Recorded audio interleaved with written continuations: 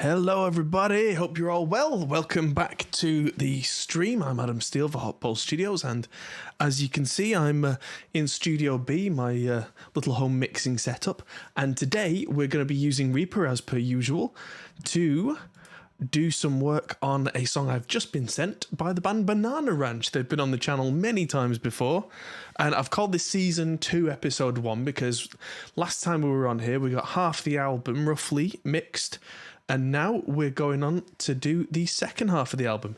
It may end up sounding quite a bit different because as it is, my Slate VSX system that I used previously isn't with me right now because he's broke. So Slate haven't had a chance to send me replacements. If you would be so kind as to hit the like button, that really helps these kind of videos out, helps to get this out to more people. That's always appreciated. Spreading the word always helps. And what else? If you're not subscribed to the channel, please do. We're doing a 50,000 subscriber giveaway. If you're a subscriber, then you will be eligible to win things. So that's a big plus. And so everybody feel free to drink along with the stream. If you are of legal drinking age, I'll be taking it easy. I don't drink much, but just a little bit of a relaxation because this is the evening. But let's have a look at what we have. There it is. So, this is a big scary grey looking block, and this is all the files that I got sent for this song, which is called Sad. Now luckily for me, this had embedded in tempo 116, which means that I could set the BPM appropriately and have everything snapped to the bar. I've literally just dropped all the files in here, listened to it to make sure it works. The drums are MIDI, and I happen to know they were from Superior Drummer 3. So I've dropped in Superior Drummer, and I just found a preset which sounded kind of nice to start with. Just firstly so that I know that the drum MIDI is where it should be, and that it works. And everything's a big, scary grey block, like I said. So we're going to start with this. We're going to play through and see what we have. All the guitars are DIs at this point, so we're going to be doing a fair bit of reamping tonight. I have to play the bass. There is no bass part currently. We have to get good drum sounds, get all the vocals sounding right, blend it all together, and basically reamp and mix a song in one session. So, cheers. Let's listen to what we have. Most of the guitars are completely mono. They've not been panned. They are dry. They are DIs. They have not been mixed. And we have a big scary looking grey block, which we will sort out after we listen to this. So then you can play this and then go to the end of the stream and hear the difference.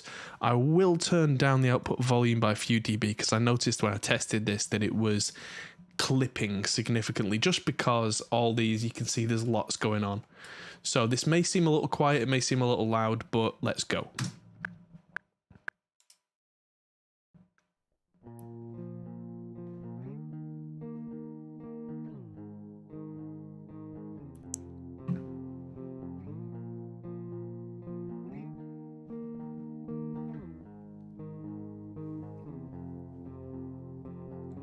I'm sad when you want me there, and I'm sad if you don't. I'm sad when I'm going under, and I'm sad when I float. I'm sad and I'm so sad and I'm so sad and I'm sad and I'm so sad and I'm so sad and I'm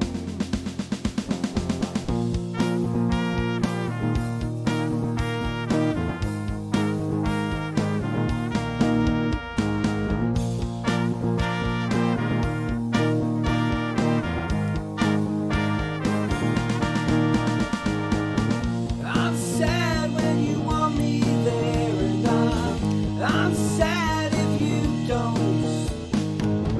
I'm sad when I'm going under.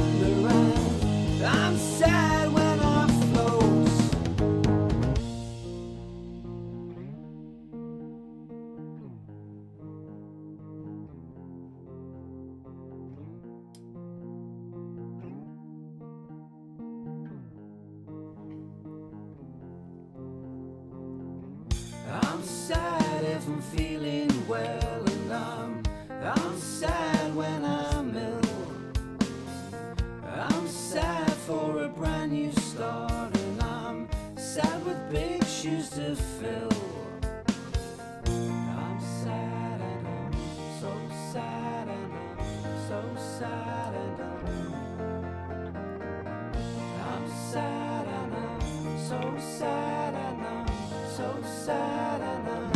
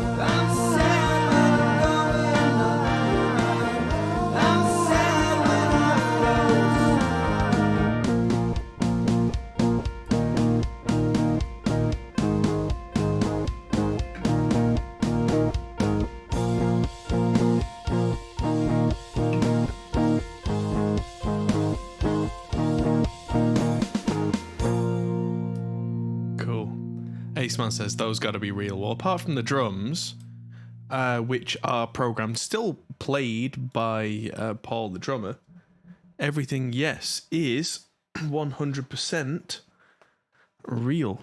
I can hear a hissing. Let me just mute everything. There we go. All the outputs of all the devices were hissing through the monitoring. That's something that happens on analog a lot. So first thing we've got to do before we do anything really interesting is organize this terrible looking mess into groups, colors. So let's start with drums. For now it's only one track that's going to go in the called drum MIDI. Let's have a bass group, which there is currently nothing in. That's fine. Let's have a guitar group, which has 16 guitar tracks. That's going to take us a little while to get through. Vocal group. And I'll stick everything in there. We can always make subgroups for things like backing vocals.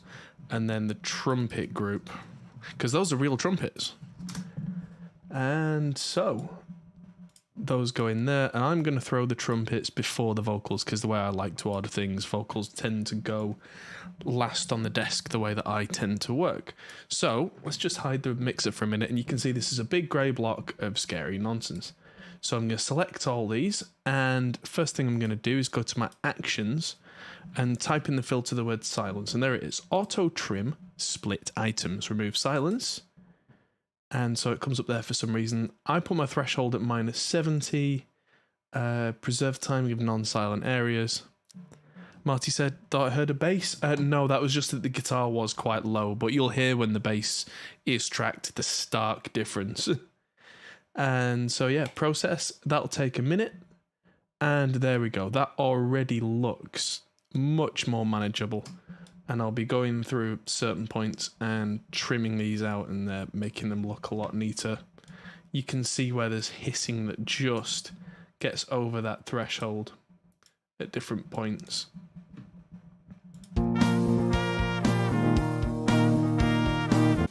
It has kind of chopped a couple of things there that didn't really need chopping that way, but that's fine. Makes things a lot easier to look at. So let's make the drums one colour, one random colour, bass another random colour, Guitar's another random colour. And pretty soon, even though the sound isn't any different yet, we'll have a much clearer visual of what's going on in this song. And we've not even thrown in any effects yet. Track colours, one random colour. Nice. And then let's add an effects group at the bottom. That should be enough. So we've got, let's make these a different colour. Okay, so we've got an effects group. And I do tend to group everything because that way I can very quickly solo things I want, very easily export. These are the guitars, these are the bass, for anybody who wants that to be done.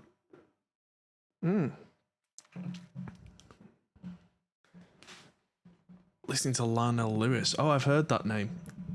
Yeah, pretty sure that's a very cool drummer. So for effects, I'm probably going to have room reverb. I'll fill these in later.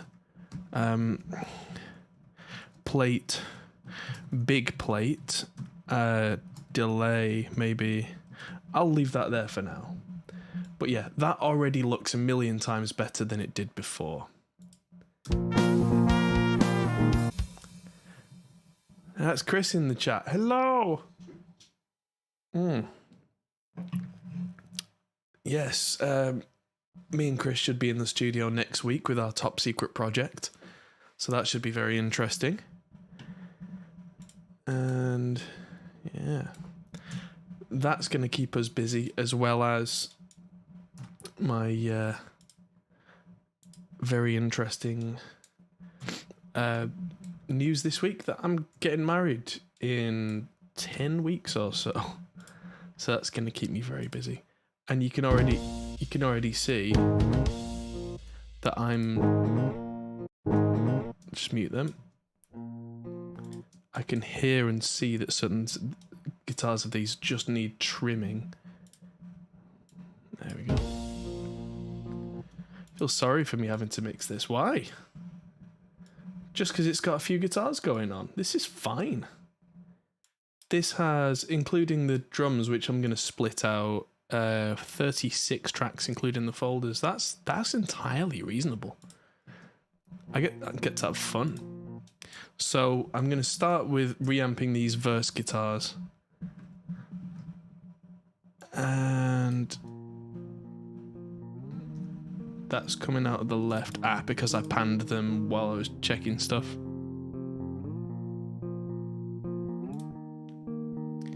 Now the tuning isn't perfect there, but that's very much a Ricky from Banana Ranch thing. It's part of the charm. It's kind of like college rock type stuff. So let's start by sending this out of hardware line 5, which is where the reamp box is. I don't know if you can see this, but on this camera, my microphone's in the way. I'm just going to take the camera down a twitch. There we go. So if I move the mic even further, you'll see on top of the audio fuse there, we've got the little reamp box. That is going down now to these little shelves down here, and it's currently going into the plumes, which is going into the Fernweh, which isn't turned on right now.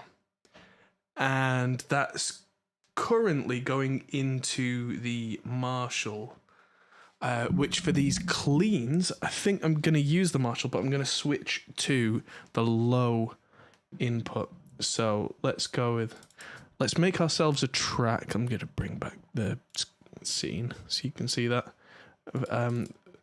Verse pick left, and I'm just going to bring up the audio fuse. And when I hit play, that should come through somewhere. The Marshall's on standby. Put it on low. And that's coming through line 4. Okay, so if I solo these. Why is my hair long? Why is your hair short? It's the way I look. It suits me.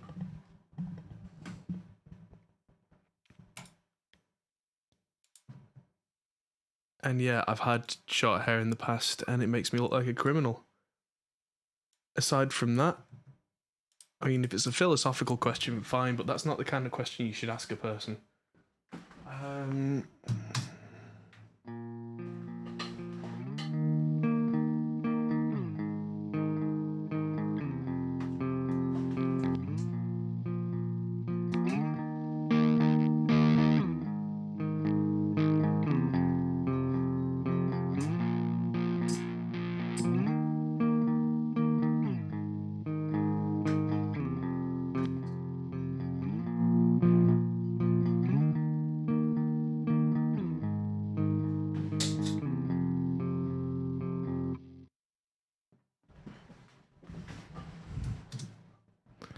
Need a haircut for my wedding? No, really don't. Thanks.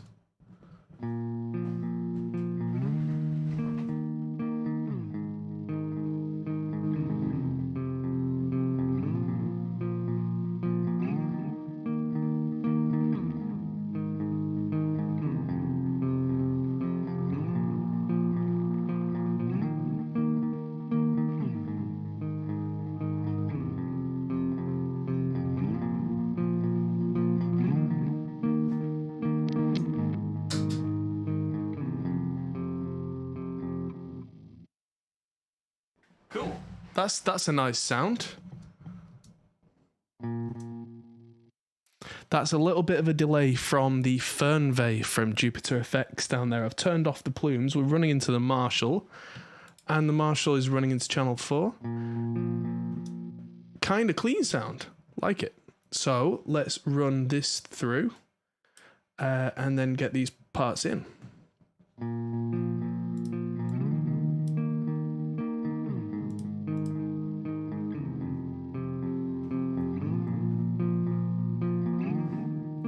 Stream the wedding live. Yeah.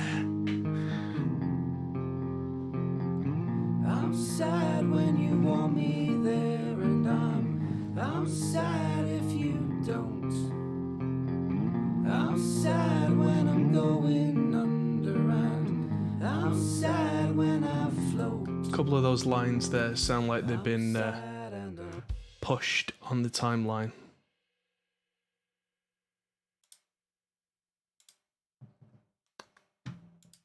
Okay, yeah, you can apologise about stuff like that in the chat, but don't backpedal. Come on.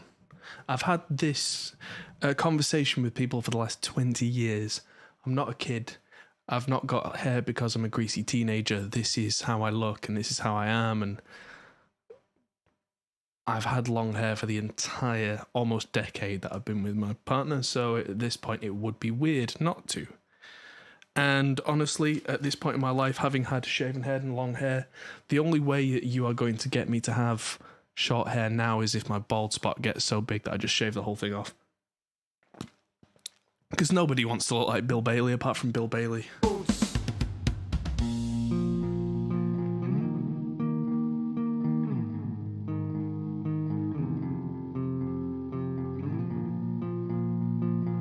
But yeah, so those vocals are a bit ahead, but I will edit those at the proper time. We're aware of it now, so we'll just make a mental note and just come back to it right way. Well, and I'm sad when I'm ill. I'm sad for a brand new start, and I'm sad with big shoes to fill. I'm sad and Sounds good. All right, so now let's just duplicate this track. It's the nice quick shortcut. Delete the contents of it, move it down, and actually no, I'm gonna keep the DIs in pairs, which seems a little weird, but you'll see when we come to the mixing that it makes life that much easier. Now, if I hard pan these, let's see how it sounds.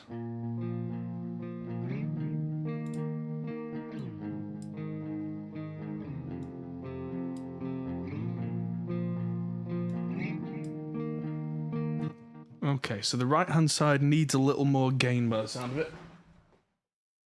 Looks like the DI was a little bit less loud, so I'm just going to crank it a little on this side, see if that works. Yeah, sounds good to me. On we go. Remind me of the good old days of grunge. Funnily enough, I was brought up on grunge. I'm just the right age where I was, knee-high to a grasshopper and I had Nevermind on vinyl. I'm sad when you want me there, and I'm sad if you don't. I'm sad when I'm going under, and I'm sad when I float. I'm sad and yeah, that delay on the Fernweh that's going into the front of the Marshall actually makes it just have that space. And I say going into the front of the Marshall because that old Marshall doesn't have an effects loop. So if you want effects on a classic 70s Marshall, either you get one modded, which is a very bad idea, or you run them into the front and good luck. Do I like Feeder? They're all right. floats.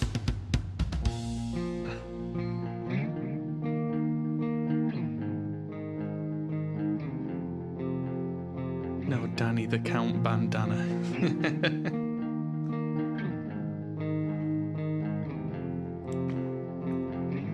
I'm sad if I'm feeling well, and I'm sad when I'm ill.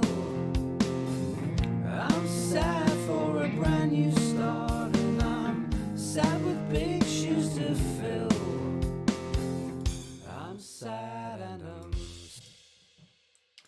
Yeah, I know who Feeder are. You don't need to explain that they wouldn't. Feeder are not and never were grunge, by the way. Take it from somebody who studied musicology. They are more like alternative post-rock.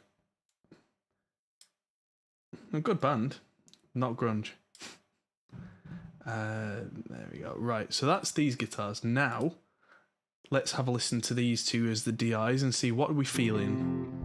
I'm sad and I'm so sad and I'm so sad and I'm sad. Okay, that's enough conversation about Feeder in the chat. I'm not a big fan.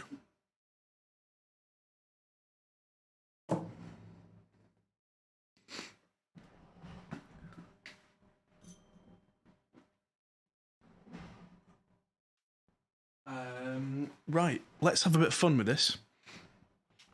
Let's take this up a little more. One thing that I did, I'm going to go for keeping the delay, but I'm going to go into the Mesa instead, into the Road King.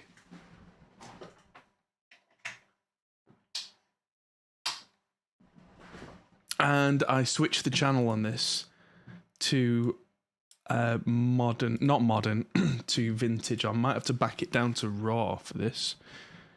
Let's just take one of these tracks with the input already set. Let's call this chord left. There we go. And let's hear how it sounds. It might not be line 4, it might be a different input I need. Yeah, input 3 is what I need this time, and I need to alt click on the DI so I'm not hearing it. I'm sad and I'm so sad and I'm so sad and I'm sad and It's a nice sound, but it's too much. So let's try raw, less gain, and it definitely needs less bass. Definitely needs a lot less bass than that. That should clean it right up. Let's try this on raw. I'm sad and I'm so sad and I'm so sad and I'm sad and I'm so sad and I'm so sad and I'm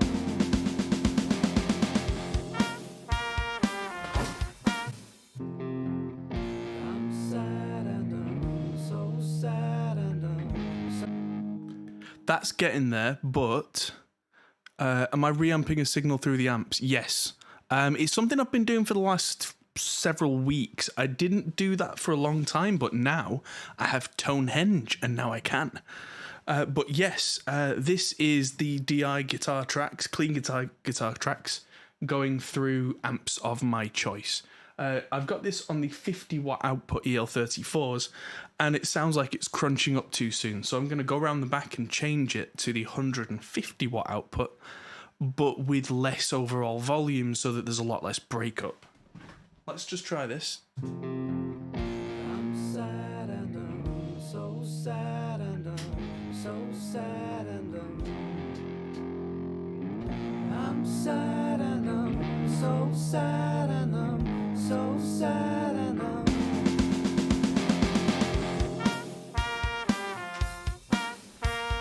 Cool. So that sounds quite nice to me. It's got a little bit of hair on it, but it's not overly gainy. It's still got the delay on it, which I'm probably going to cut on the next section when we get to the big chords, because that'll just make it sound mushy. But because it's one chord every bar, I think we can get away with that. And especially when we have the two tracks going through, it'll make it sound quite nice and big. I'm sad and I'm so sad and I'm so sad. So let's go.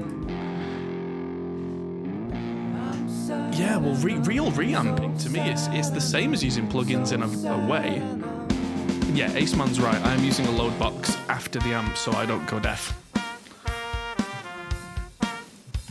So let's get these next couple of bits in on the same track.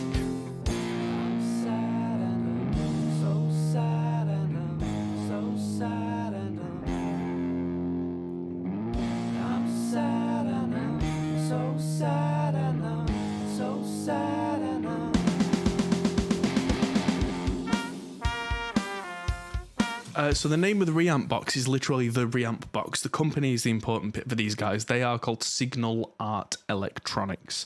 And to answer Mike's question, the clean part with the Marshall, I did turn off the plumes, but for this section, I've turned it back on. The plumes is on, with the gain almost on 0, just to give it a bit of a bump.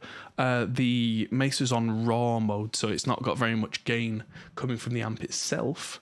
But the combination of the two, especially when he hits it right at the end of this section, just gives it that little dynamic lift.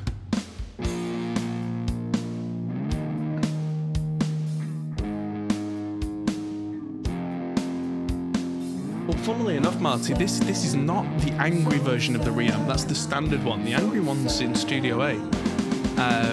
But there is very little between them. The angry reamp just has a slightly more aggressive mid character, which if I'm doing metal, can be quite nice. In this case, just mute that. Make sure I take the right output out and delete these so that it's right, and then pan them, and we should get... Just check, yeah, that's the correct one coming out the side. There we go.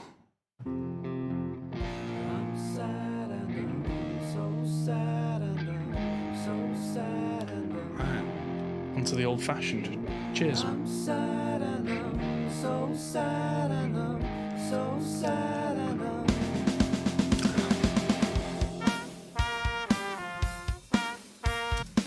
I do like how that delay just kind of fades away, because what's going to happen, I can tell you from experience, is that when the next section roars in here, it's going to cover that, which means that these two guitars are kind of going to be covered, masked frequency-wise. Marty thought I only had the angry version. I have them both, and now I keep one at each studio, so I've always got a Signal Art reamp to hand.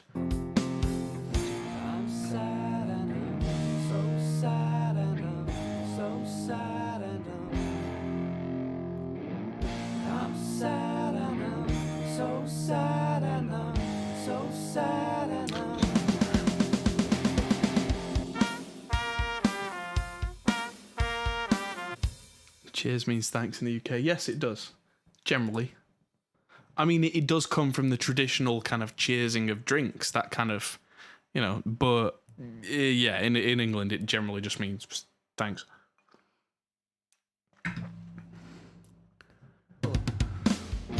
Oh.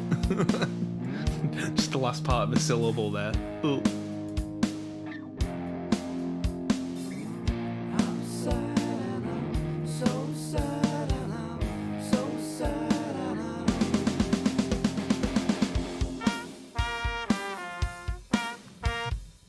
Cool, that's those two guitars done. Now I'm going to come back to all these extra guitars here, and I'm going to move straight on to the guitar chorus chords, because those and these two guitars that I've already reamped here are kind of like the spine of the song by the look of it, and then the rest of it is kind of the sprinkling of character on top. So what I need is for this particular DI to come out of line 5, which is the output on the Arturia Audio Fuse 8 Pre that I am using, and that is now going out to said Mesa. Let's hit record. I think it's input 3 that the Mesa was plugged into, because I've got a couple of different load boxes here. I've got a Captor 8 strapped to a Cab M+, and I've got a Captor X, so that means I can have two amps plugged in at the same time, so I'm not reaching around the back too much in these kind of streams.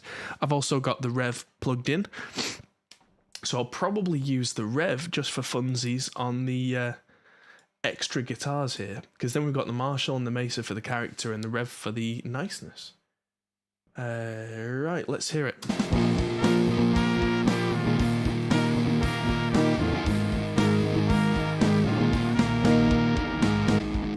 Countryman just returned a DI after repairing it. Looks like a new one. Maybe they cleaned it. Or maybe they just replaced it under warranty. I mean, as far as I know, Countryman's still building the same. So if you just got yourself a free new piece of gear, I wouldn't complain. Now, that's almost a good sound to me. I'm looking for that almost college rock kind of thing. So I'm looking for something a little more gainy than this, almost fuzzed out. I'm going to turn off that delay now.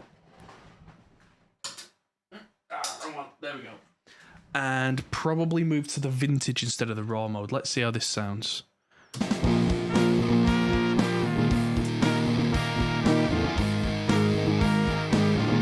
I'm still hearing the original. I need to alt-click on the master to turn that off.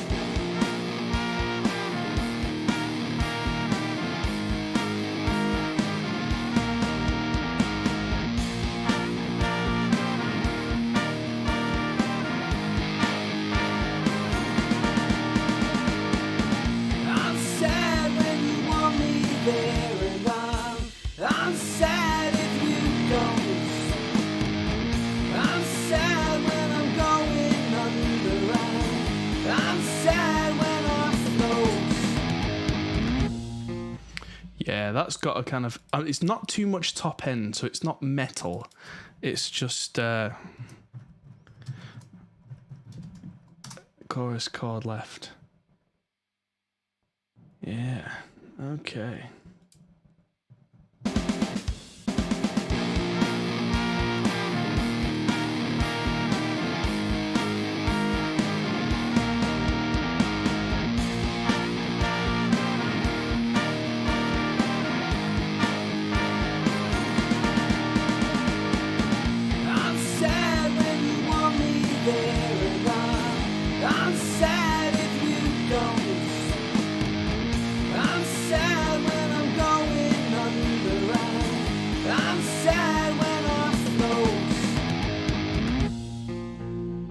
Yeah, when that's in glorious stereo, that's going to sound huge. Next bit.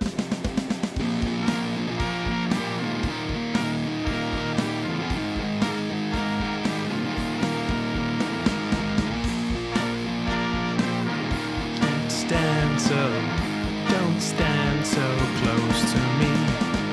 Yeah, I can see it. I'm sad if I'm feeling well, and I'm sad when I'm ill. I'm sad for a brand new start, and I'm sad with big shoes to fill. Oh, there was a little bit of at the end there, which I'm just going to edit away. And then, oh, this does some stabbies.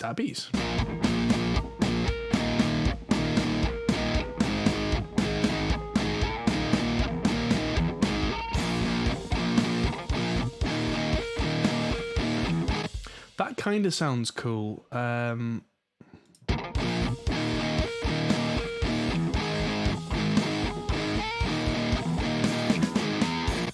But because I can see another 3 guitars going on, I'm going to clean this up by using the good old Spectre digital cock blocker.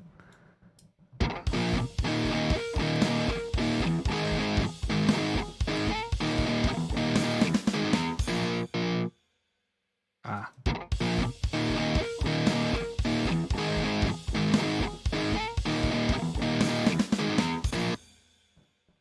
That shouldn't be adding any latency. No, it isn't. They're just slightly out of time.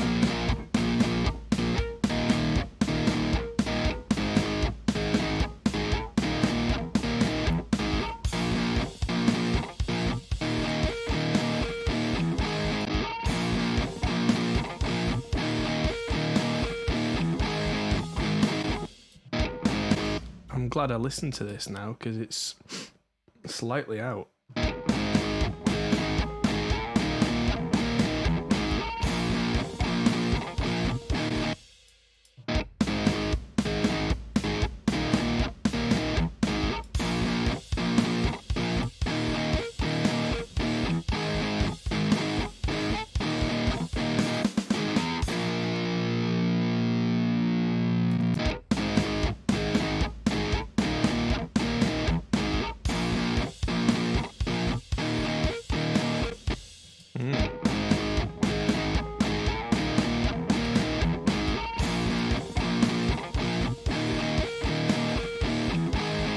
That whole section is late, so I'm just going to drag it around.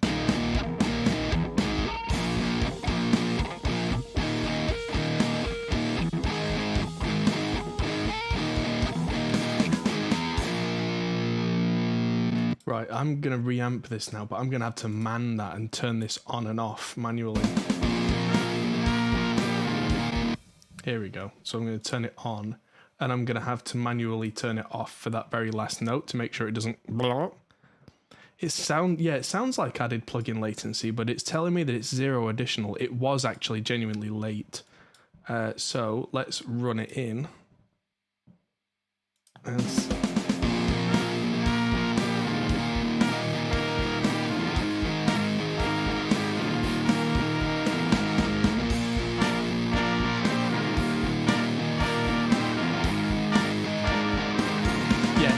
Thing is, it sounded more out of time because those gaps were cut, so you perceived it later. Yeah. People get away with murder without those.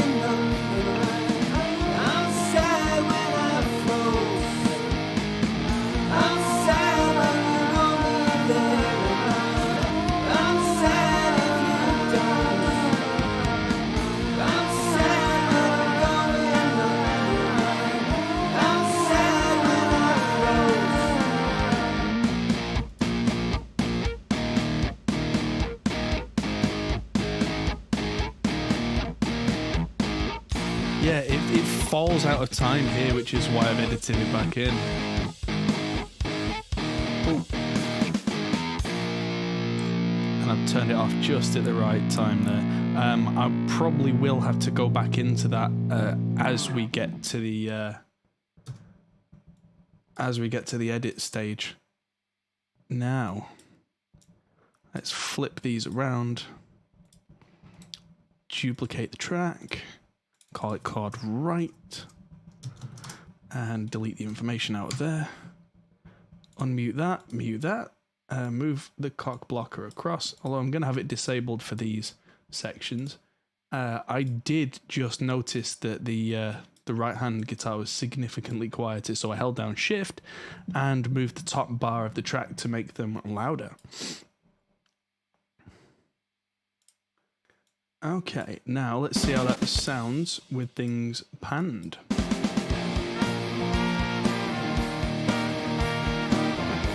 Yep, sounds huge. Let's go.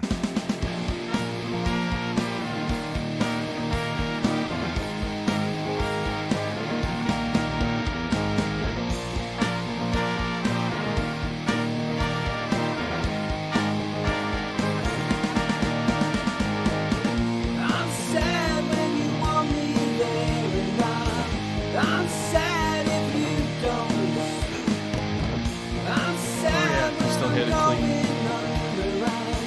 I'm sad when I float. That's better. I could still hear the clean coming through. I'll just edit that to be nice and clean. And on we go.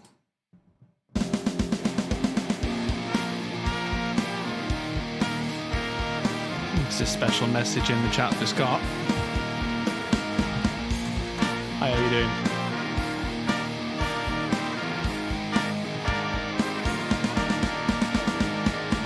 I'm sad if I'm feeling well, and I'm sad when I'm ill.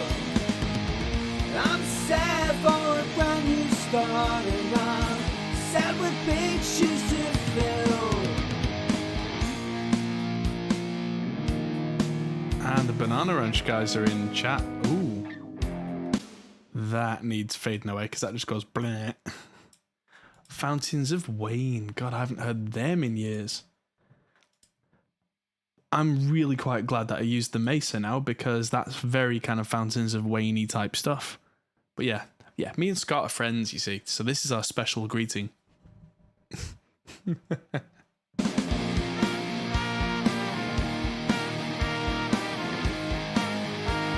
So this is now with the cock blocker turned on.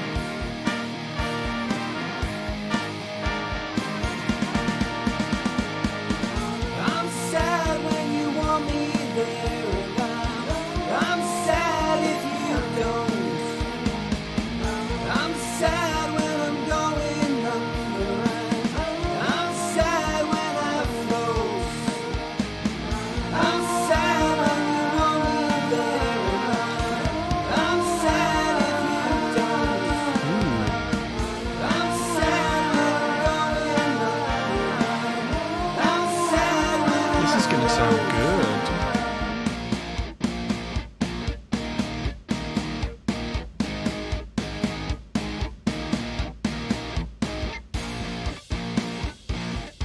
Breakdown. Rah.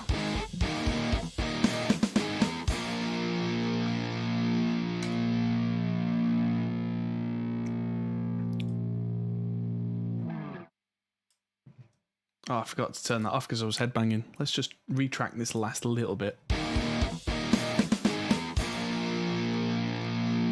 Just so it fades all the way. Ooh. Nice bit of fizzy crackly at the end there. Love it. So that's those channels with a sound that I am happy enough with. I am satisfied, as my old friend Brian from Slovakia would say. I once said Czechoslovakia and he nearly slapped me because apparently that is incorrect. And now I know. And it's good to know these things. Because not being from that part of the world, yeah, that's a thing. Right, so I've got all these extra little clean bits, so what I'm going to do... Ooh, octave, you say?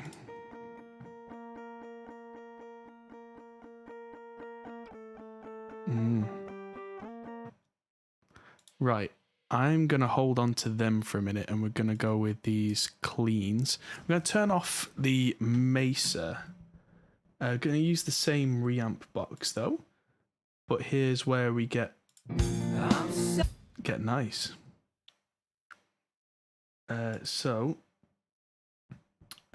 This, I don't want to set record on that. What am I doing? Come on, man.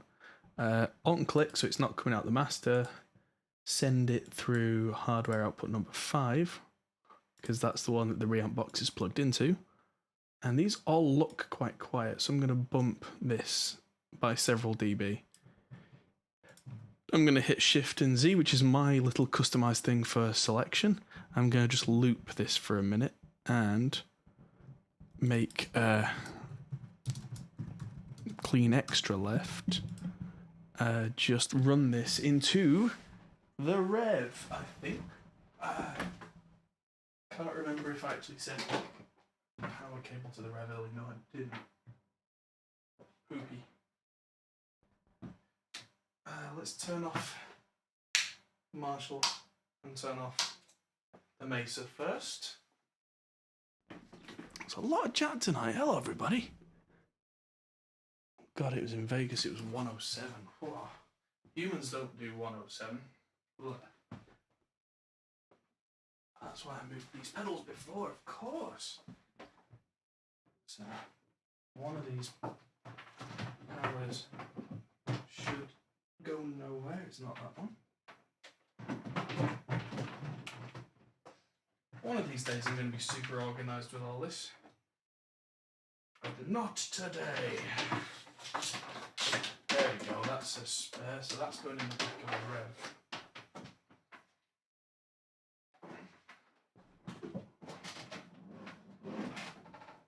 And the Rev's not plugged in if you're interested, because I was doing a video this week with Fishman pickups, the Fluence. They are awesome.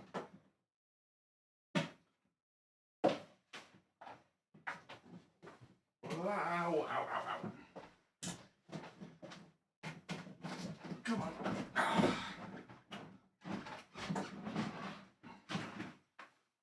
It had to be on the other side, didn't it?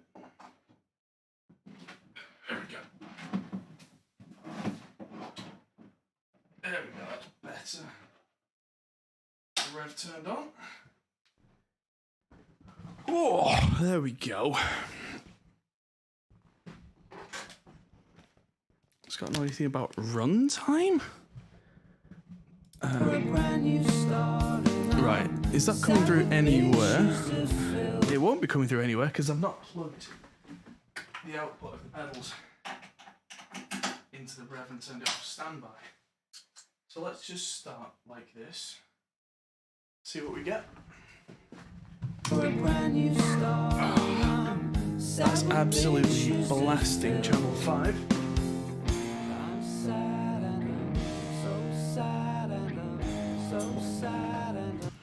Right, so I can see it on my meters on the other screen. Let's hear it.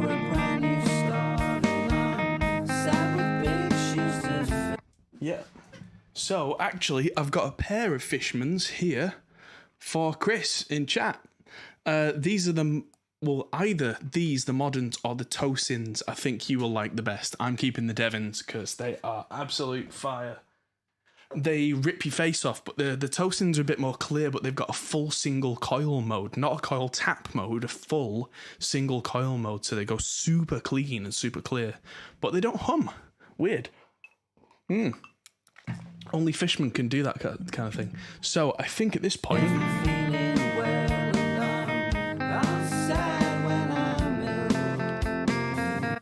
that sounds too clean to me. So let's go with channel 2 and back the drive right off, and then I think I'm going to switch out the Fernweh delay for the kaleidoscope. Actually, now I'm going to run this as well as the Fernweh instead of a Tube Screamer.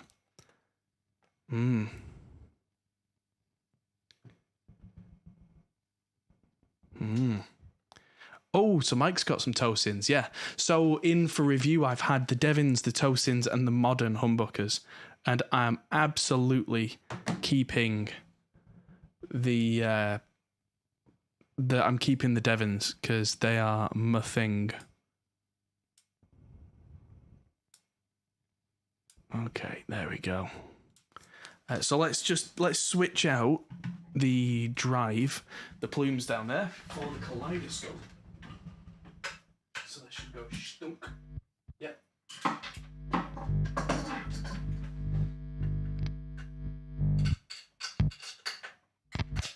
And this is probably going to sound weird, but tonight's challenge is to get something really pretty out of this. So let's just loop this and see what we get.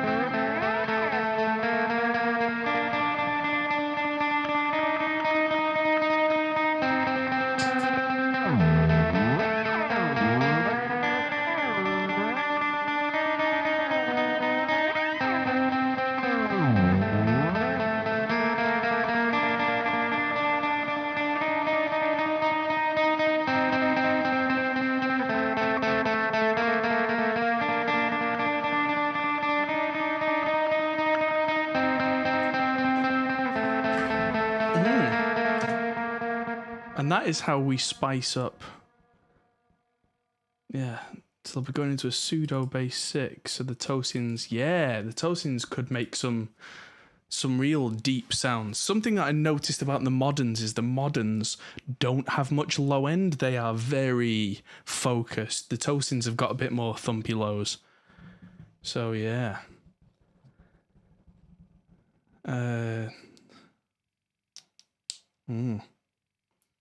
5-way selector.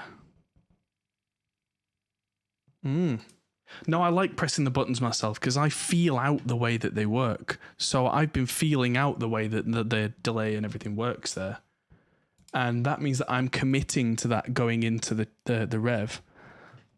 Let's just tweak the sound on the rev a little more.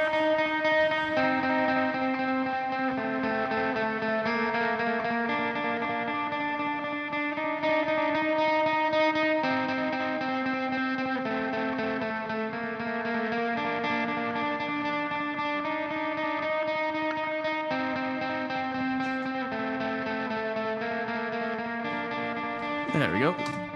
So I got the channel 1 on the rev on wide mode.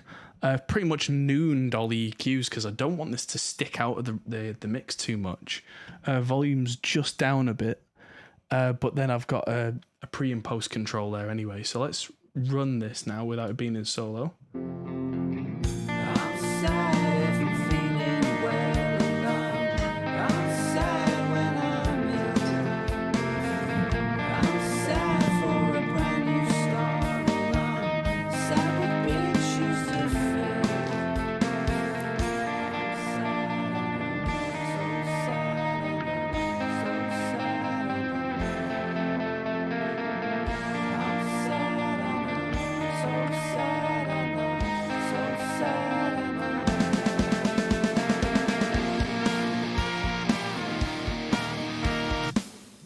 Cool.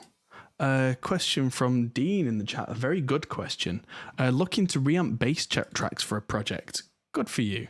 In your experience, is there any difference reamping guitar and bass? No, I don't think there is. And funnily enough, the tones have diverged over the years. But if you look at a bass amp from the 70s as a good example, they are a guitar amp with very slightly different EQs. Even the speakers are.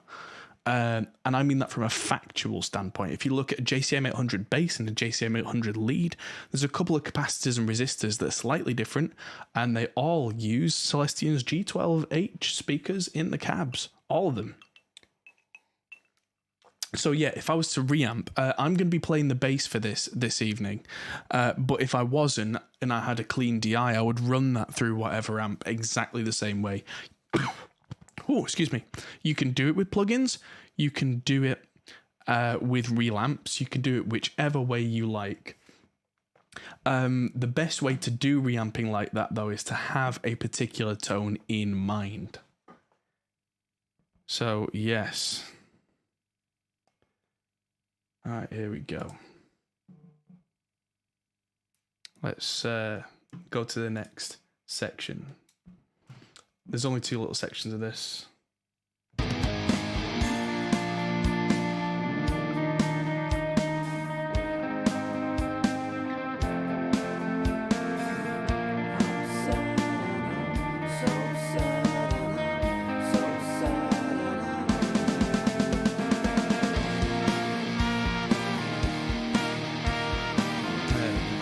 And just let that trail off for a little while.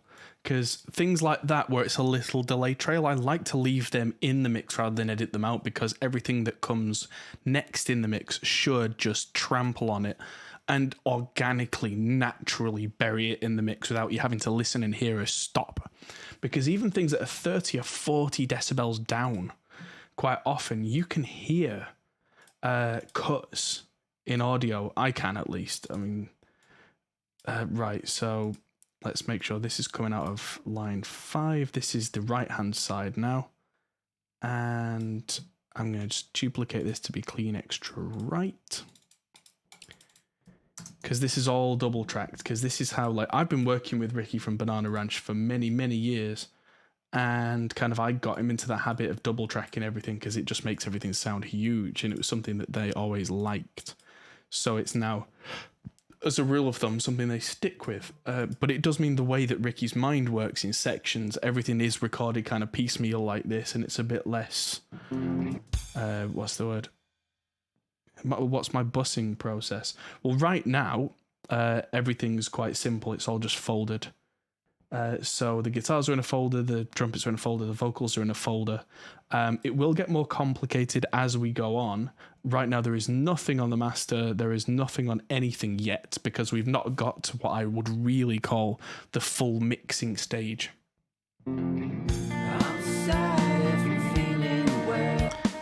These are both panned to the left, so my bad. Let's pan this to the right. And make sure it's the right track. Yeah, it is. And let's see how this sounds. I'm sad if you're feeling well alone. I'm sad when I'm ill. I'm sad for a brand new start. I'm sad with big shoes to fill. I'm sad, so sad, so sad.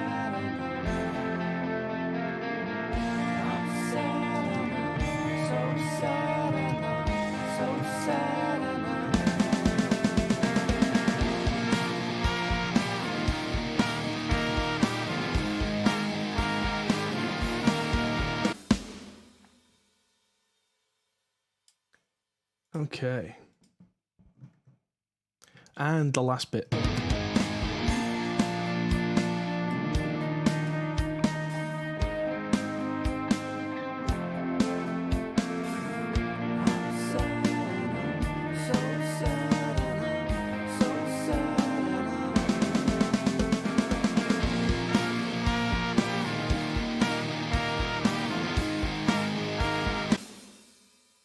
Cool, that's sounding good. On its own, it's a little bit weak, a little bit kind of uninspiring, but the point by the look of this is the layering. Because those, which will be lower down on top of the other guitars and then with the harmony coming in, and it looks like 3 different parts coming in, that's going to be really nice.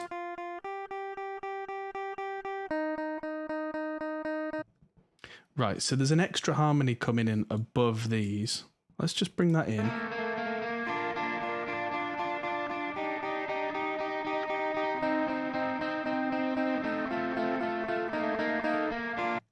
That's going to be nice. So let's just bring that in. Because that was just me playing with the DI over the top of that. Let's get line 5 on here. Get that down the center. And we'll just clear out this track that I've duplicated. And actually, just for a second, I'm going to go a little bit wilder on this.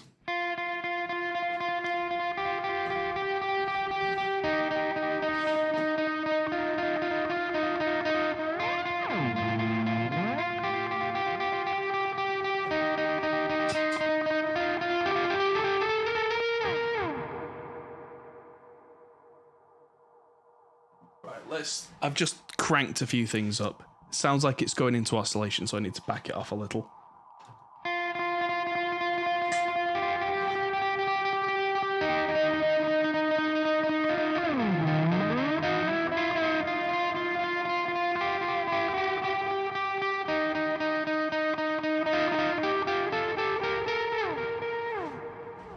Okay, so... Ooh. Oscillation. Let's turn that down.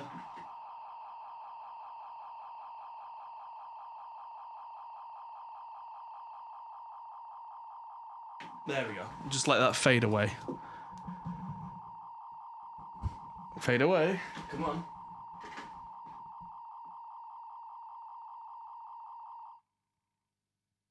There we go. Because I just want a slight difference between this and the other two, so that the delay times don't quite match up, so it doesn't just go clack, clack, clack, clack, clack, clack in the ear. This is almost, and I hesitate to say, but it's almost Coldplay-ish.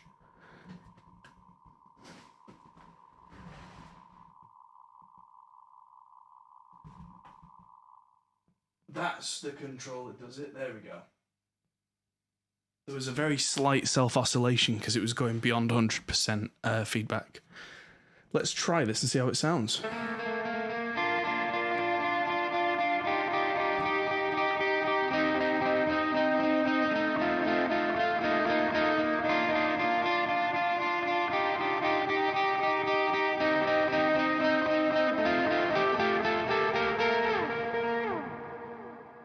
Can I make it do the rrr and reboot noises during the track?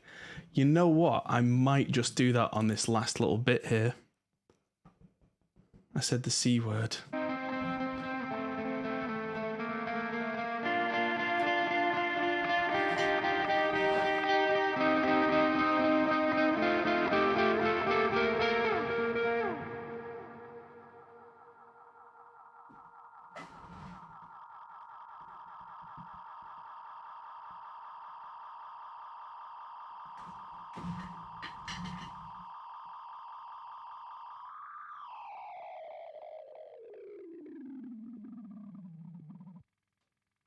Yeah.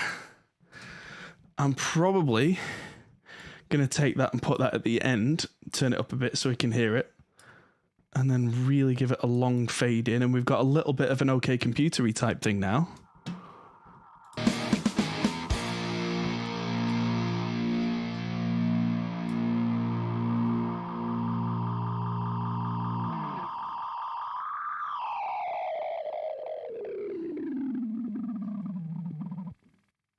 Oh, Ricky will love that.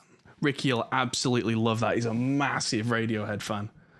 And that is very much Karma Police. It's that kind of thing. And the best bit is, it starts roughly in key with the song.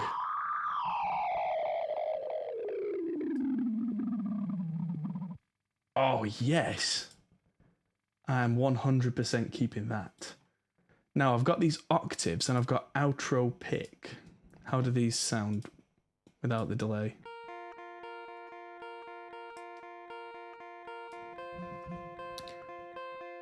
These need a certain something something. What have I got? At home, I haven't actually got a great deal. I'm going to switch out the Fernvey at this point for something a little heretical. And that is this.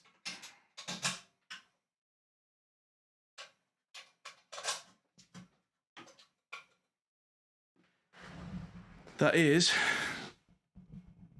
Okay.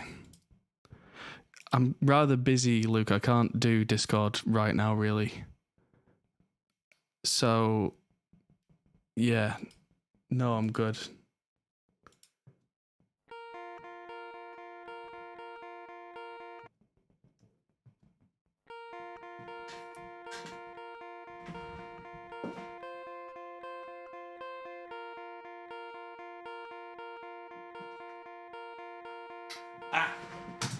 No wonder I'm not hearing any difference. I'm hearing the dry DI because I'm an idiot. That clean extra harmony is now done. Let's make an extra... Let's move that up so I know it's done. Yes, we do have a Discord. We have an entire Discord server all to ourselves. But right now I am live and I'm focusing on this. So any questions can be directed to our community. But right now I'm busy.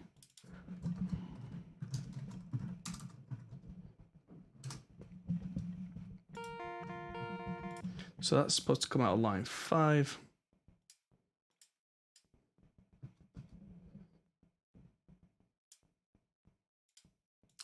Supposed to be input 5? Yeah, input 5. Yeah, good old Dimension C, although it's the TC Electronics version.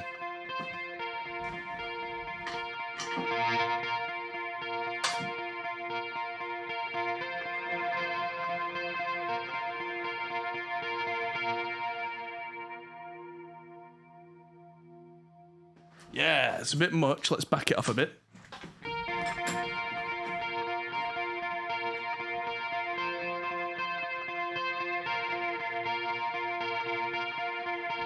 Yeah, so I've just got mode 1 and 4 engaged.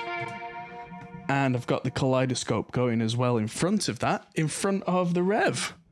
That sounds nice. Sounds a bit 80s-y. I love it.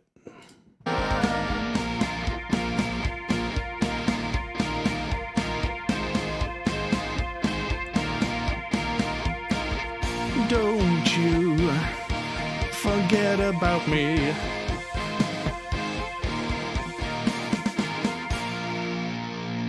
Oh, Ace, my unit has sold us some DB25s. Nice. I wouldn't wish that on anybody. I mean, my soldering skills are average at best, but I would really not wish that on anybody. And then, so I've got 2 or 3 of these. Right, okay, so I'm going to duplicate this twice. And call these 2 and 3. Obviously delete the stuff out of them. And then I've got all these octaves to do, but I've got a plan for those. Zach Marino in chat. Hello, everybody. Welcome, Zach. Everybody, welcome everybody else. It's been a little while since we've done a little bit of a proper welcome type chat. So, yeah, hello, everybody. Ooh.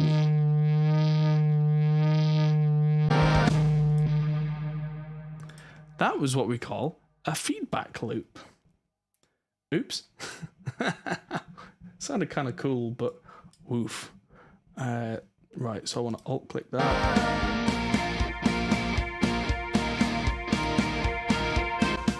So those can be hard panned to give me a full stereo.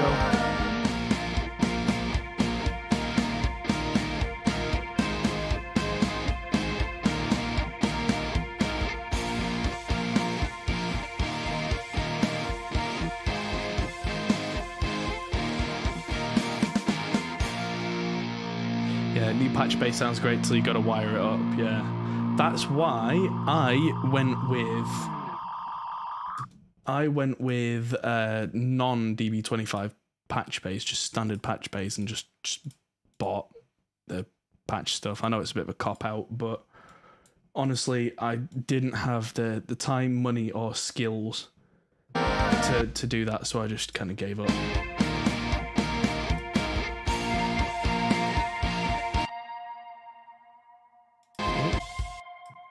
Ooh. Ooh, wibbly wobbly. Now let's change the other things a little bit.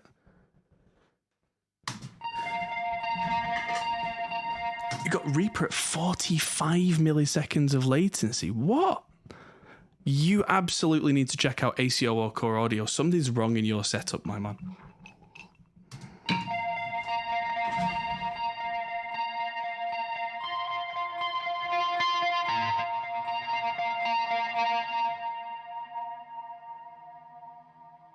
Right, I'm cranking the kaleidoscope a little bit.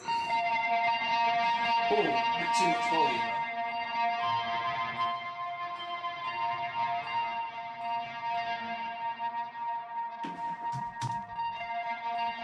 Ooh, yeah, it's a little too gainy.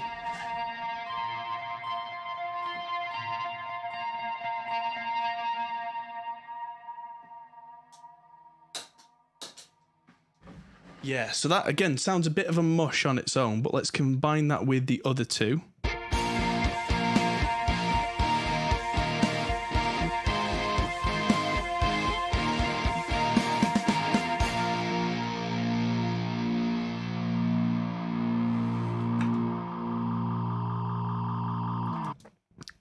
Using an MG10 mixer as an interface. That might be the problem. My general advice would just be don't do that, but you gotta do what you gotta do. Right, don't go away, everybody. Yeah, under 10, you need to just not do that and just get a different interface, like something better, you know, something more suited to the task in hand. Yeah, it might actually have specific ACO drivers from Yamaha. If you can find those, that should turn your problems upside down. Now, let's put them in the right place. And the next thing I'm going to do is we've got all these reamp guitars, but I've got these octaves left to do.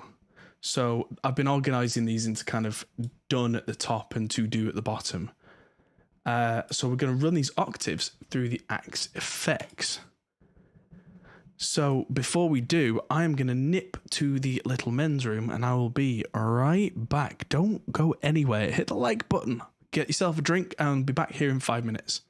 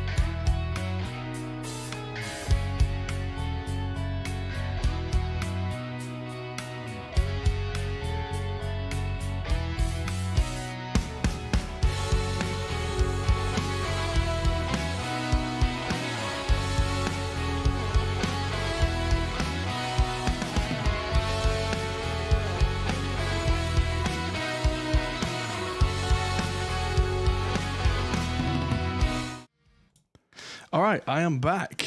Sorry, that didn't take as long as expected, but I went to the men's room and got myself a new beer. So, I've got these octaves to do. Let's listen to one of these as a clean DI in situ.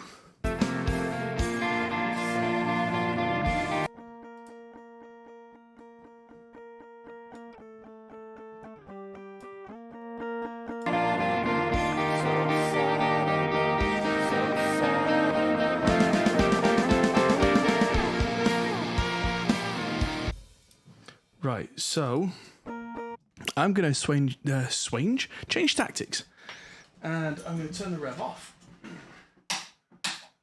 I'm going to plug into something that I don't usually plug into. That being, I'm going to take this one and go into the axe effects. Da, da, da, da, da, da, da, da. So verse octave left. I'm going to move this to that screen. So I need this to be, I think it's input 7. And if I just check.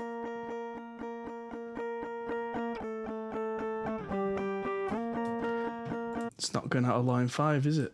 No, idiot. And that's coming in super hot.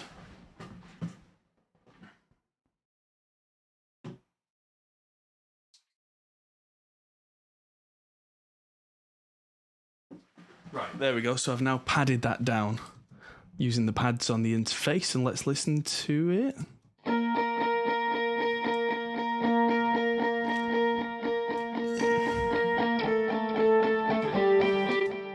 And that is nowhere near the sound I had in mind, but if we loop it, I've got axe edit. So let's open up one of these. How do I? This is the old school. Riders on the Storm. Let's try that. Oh no.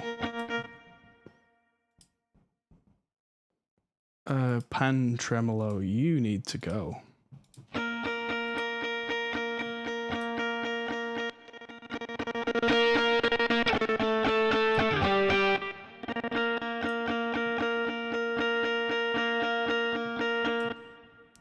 That sounds kind of like what I had in mind. I'll take the reverb down though. Because the thing that I really had in mind using the Axe effects was when it said the word octave.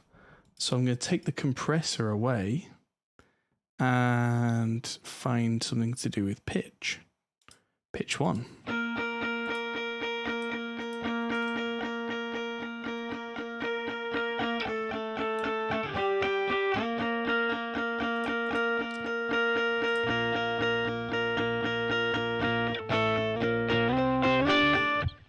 That's kind of what I had in mind, was to use an octaver.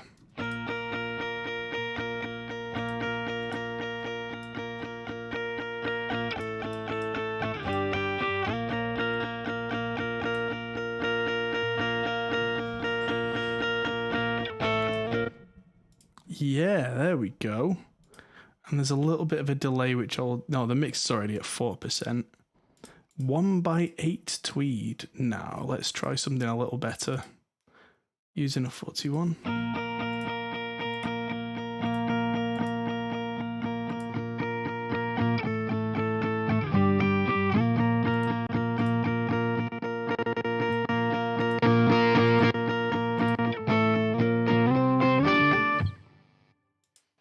Bit more reverb back in.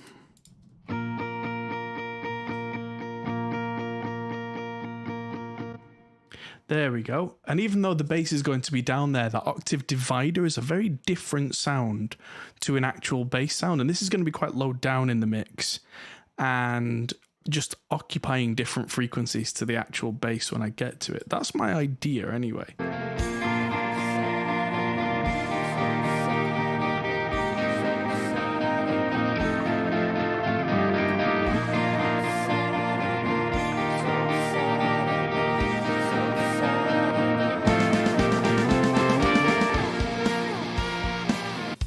That gets pretty loud at the end, but these are all going to be balanced soon once we've got all this reamping done.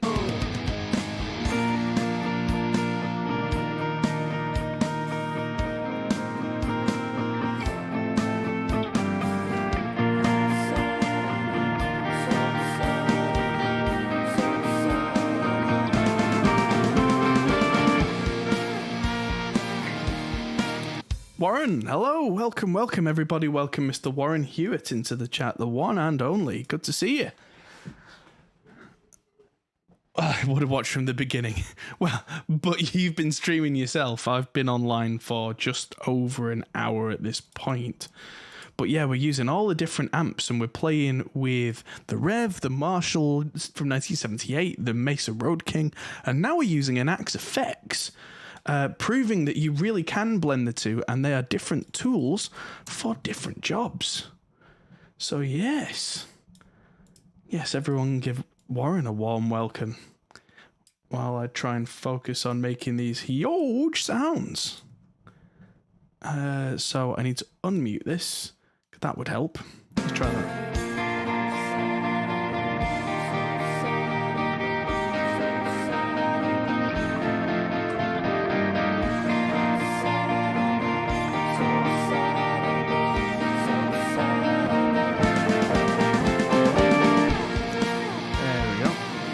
That one's significantly louder, but because it's going through a tweed style amp sim, it does saturate instead of get super loud, which is really useful. But yeah, these are going to be significantly louder once we hit the mix. Sorry, less loud, blah, once we hit the mix stage.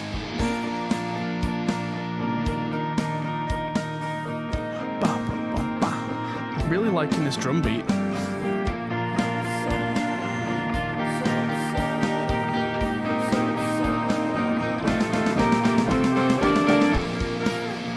Yes, Warren has just hit the like button. Thanks, Warren. If you want to be like Warren, then you go ahead and hit that button too, and it will be very much appreciated.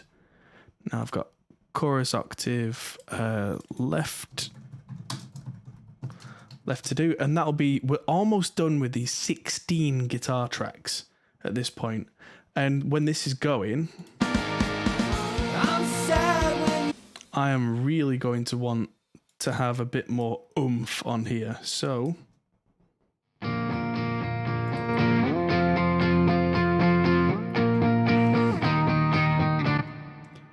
So this is part of a really busy section. Okay. So busy. So what we want to do is pull up the Axe Edit, turn off the delay and reverb. We don't want that right now. And we want to change the amp from a Fender Tweed, the Deluxe Verb, to something with a bit more oomph. Not crazy oomph. Let's go with that BE, which is the Friedman Brown Eye. Turn the drive down, of course. How's that sound when I hit play?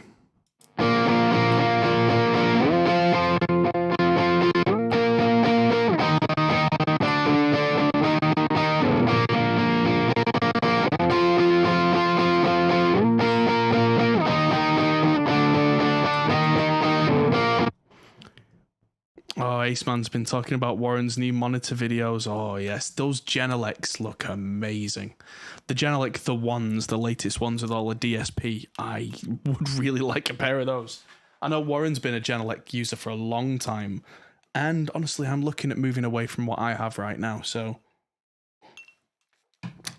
yeah, I'm still of two minds to move to Eve Audio. I talked to them a while back, very much thanks to Warren, actually. Warren put me in touch, so big shout out to Warren. That's not come together yet, but that's nobody's fault. That's just things taking their time as they do. And yeah, so it looks like that's very much a possibility. So that's a little loud. Let's take the overall level down by a few dB. But I'm really liking this octave divider thing. I think that's going to really make it sit in the mix here.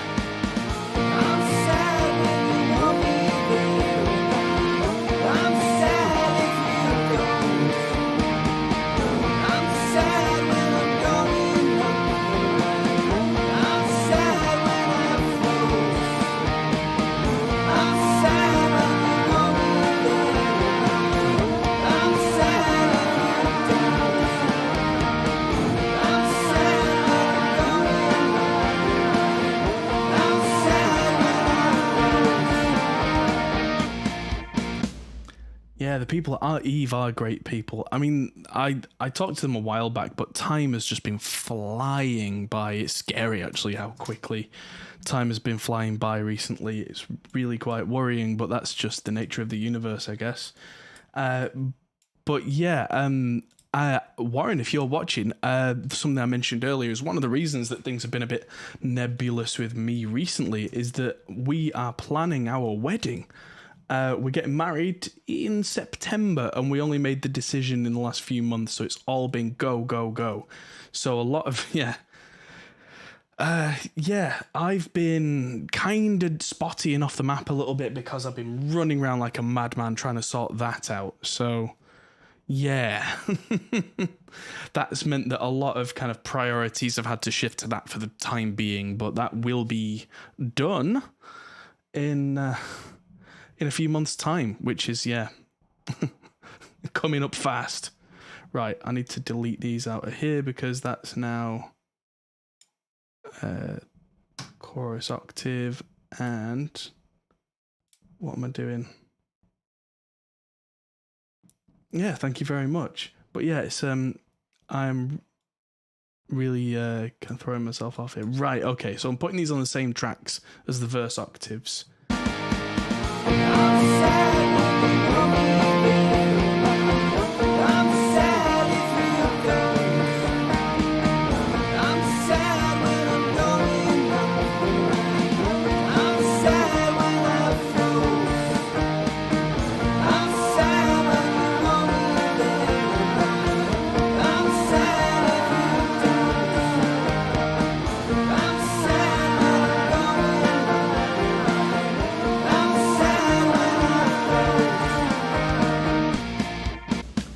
Yes, thank you very much, everybody. It's just one of those things where we got engaged 3 years ago, and we said we'll do it when it's right. And then we had a child. Oh God, so it must have been 4 years ago then that we got engaged because we were planning the wedding, and then Ivy came along. It's her 3rd birthday next week. And so, yeah, everything's all just kind of, we've said, right, lockdown's starting to lift, let's just do it. And then she's taken that and run with it, and now I'm getting married. So, yeah, that's kept me busy recently. Now, these two guitars now sound a little bit muffled in context, but that's probably a mixed decision that I can fix that.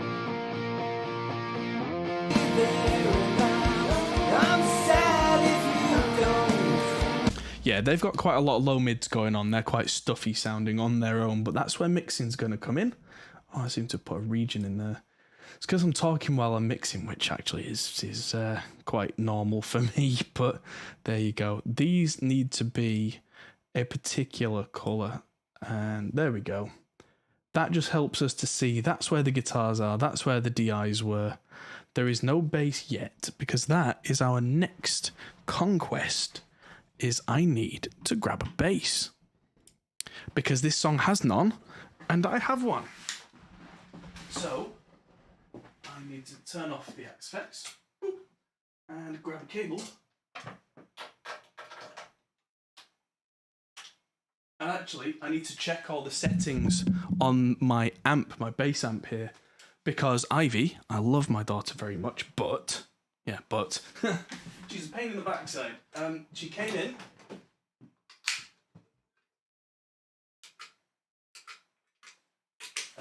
Ivy came in a few days ago while I was working and just started randomly changing all the knobs and everything. I was just like, child, what are you doing? And it was really funny, but also just like, stop it. And I just resigned myself to the chaos of the universe, because you kind of have to. So, let's get this wonderful thing plugged in. This is my one and only, this is the number one bass right there. Check that out. How pretty is that? There is one of these in the world. We don't even know the manufacturer because we've done some investigation, but unless anyone knows a maker that has a big E right on the top, if anyone can find who that is, that'd be amazing. But this was Tobacco Sunburst when we got it. The body is a single piece of maple, not buck matched, not topped.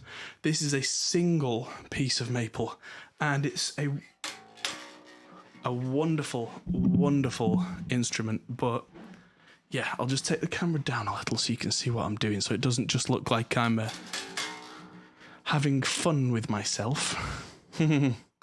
Now let's take it back to this screen so you can see that too.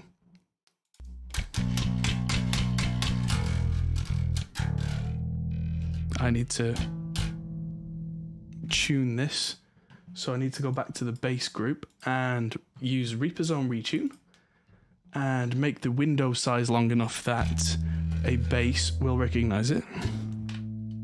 It seems I've been playing with things slightly flat.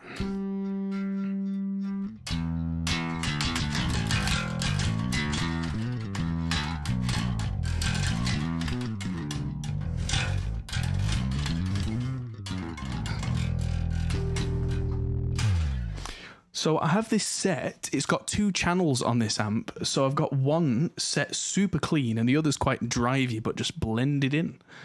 So I've got a very clean sound, and if I play gently, you can just hear a little bit of fuzzing on those low notes, which is very much like a vintage, like 70s and 60s amp would have done. And if I really dig in, I'm not going to play any more of that for copyright strike reasons. But yeah, let's go to the start of this song and just check I'm in the right key. I think this song's in B. It's not. We're in E flat. So my intuition was almost right, but to make my life easy, I'm going to down tune. And I always use harmonics for tuning because I spend quite a great deal of time making sure the intonation on my instruments is right. And so the way to fool a tuner into getting things wrong is to play open notes and play them too aggressively, and they always come out wrong. They come out sharp and then they settle. If you play harmonic, they generally come out bang on.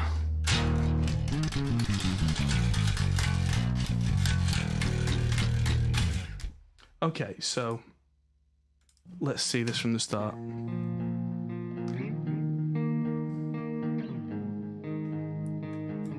So I'm gonna leave this with no bass part until I think after the vocals come in. I'm sad when you want me there, and I'm sad. The chord progression is root 5-7-4, at least for this section. 4-7-5, sorry. When I float, I'm sad and I'm so sad and I'm so sad and I'm sad and I'm so sad and I'm so sad and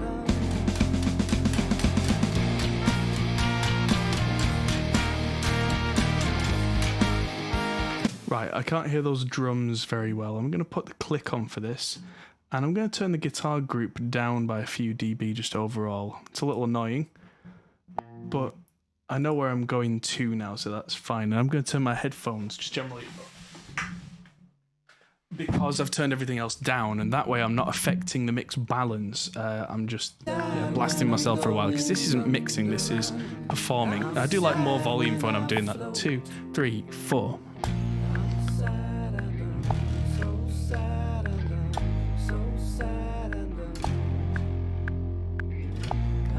sad and I'm so sad and I'm so sad and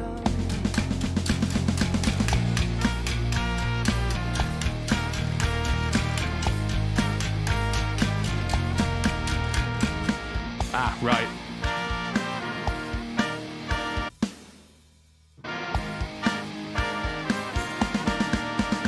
So the pre-verse verse section is actually going back to a fourth chord, so it doesn't resolve properly.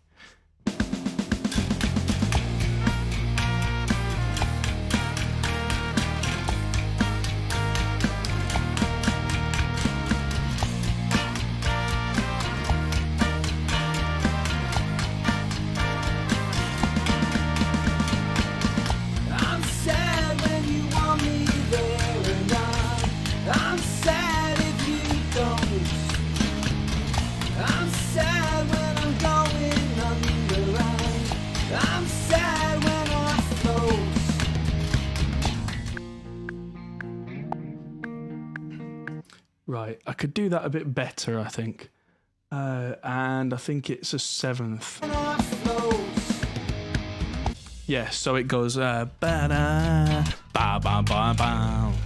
So it's an anacrusis on the minor seventh, if we're getting technical. It's 1, 2, 3, ba-da-da-ba, which is ahead of the 4-1. So yeah, that's kind of crossbar stuff.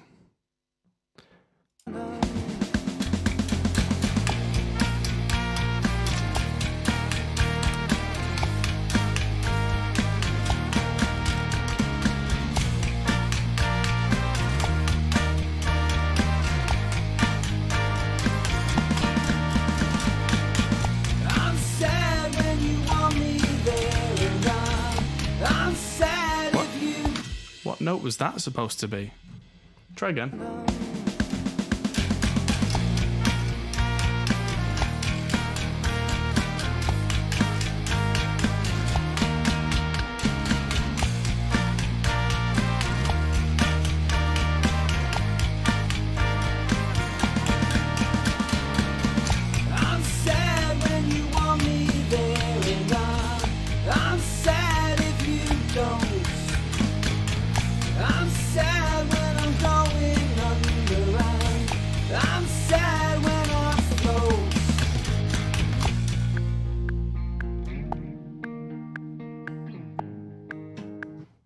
That was a double hit at the end. I just want that to be a single. Oh, I need a little more warning than that. There we go. When we get to the mix stage of this, the mix is a little bright for this on the bass, I think, but that's an easy fix. That's the kind of thing where I can just...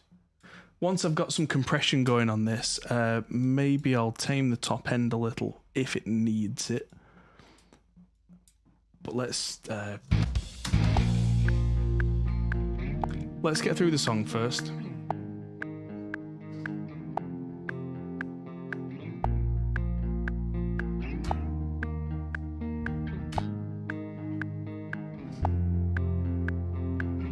I'm sad if I'm feeling well, and I'm sad when I'm ill.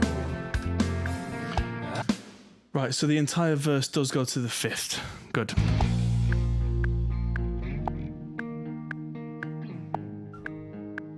And a 1 and a 2 and a 3 and a 4.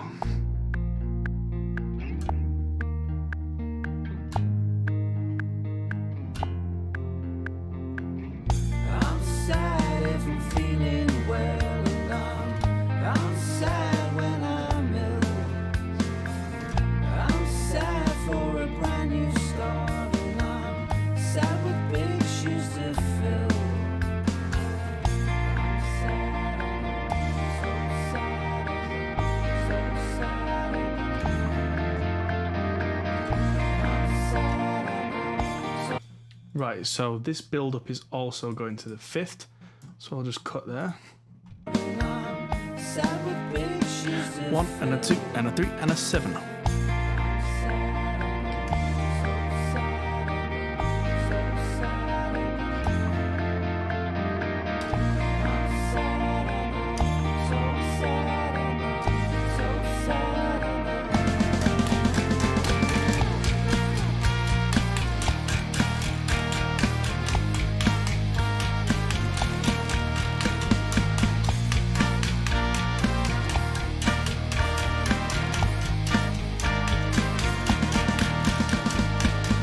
I'm sad if I'm feeling well, and I'm sad when I'm ill.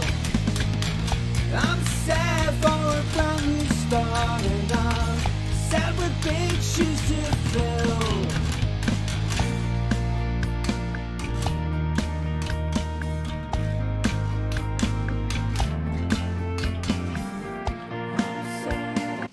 Back to the fifth there.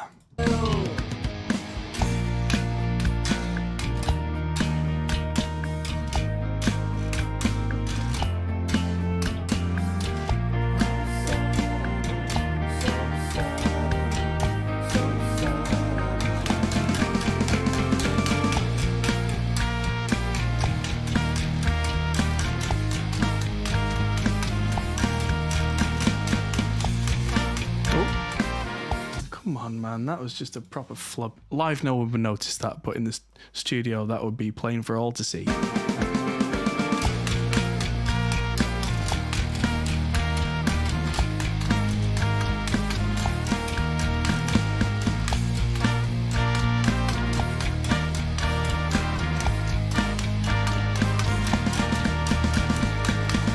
I'm sad when you want me there, and I'm sad if you don't. I'm sad when I'm going underground. I'm sad when I float. I'm sad when you want me there, and I'm sad if you don't. I'm sad when I'm going underground. I'm sad when I float. Ooh, what an idiot. Back a bit. I'm sad when I'm going underground. I'm sad when I float.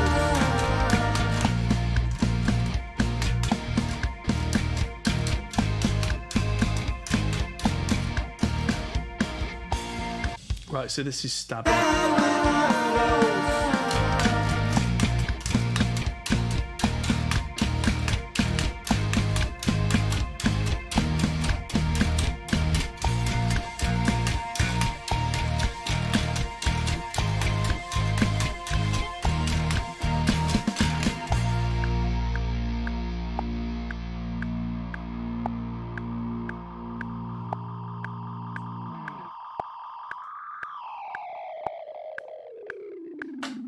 All right.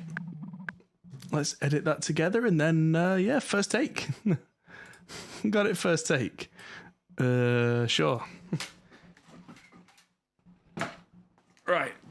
that back. Turn off the amp. Ooh, sorry about the high pitched. There, that was that rattled the teeth. Yeah. Note to self: always disable your tracks before you turn things off. Idiot. Let's just get these to convenient edit points. And then pretend that nothing bad happened. It's almost like I've recorded bass a time or two before. Yeah, about that. Yeah. And I've had a beer and an old fashioned as well. I really, because like this is my Friday stream. This is my relaxing stream. So yeah, I should really not do that, but it's good fun. And if anything's not quite right, I can always come back to it later and fix it. But now let's listen to this as a part. And before we do, we're just going to do a bit of, not mixing per se, but a bit of kind of tone refinement on here. So the first thing I'm going to do is I'm going to have the Slate virtual tape slapped across this. Because Broing. You can hear those new strings sproinging away, which is kind of nice. Virtual mix rack is what I want after that, because my next port of call on a bass would be a Neve preamp.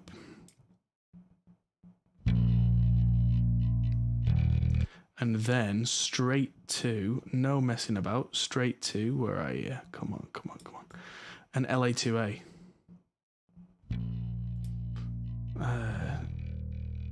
Bass rider, there we go.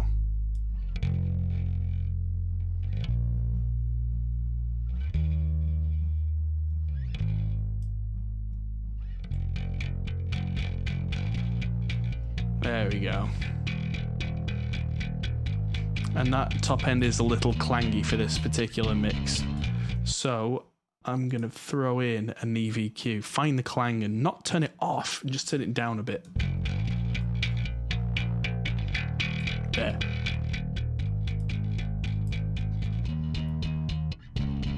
There we go. There's still character there, but just by shaving a few dB, 4 dB off that should be enough, and we'll soon find out in the mix that I'm not hearing a definitive clang, clang, clang. So. I'm sad and I'm so sad and I'm so sad and I'm.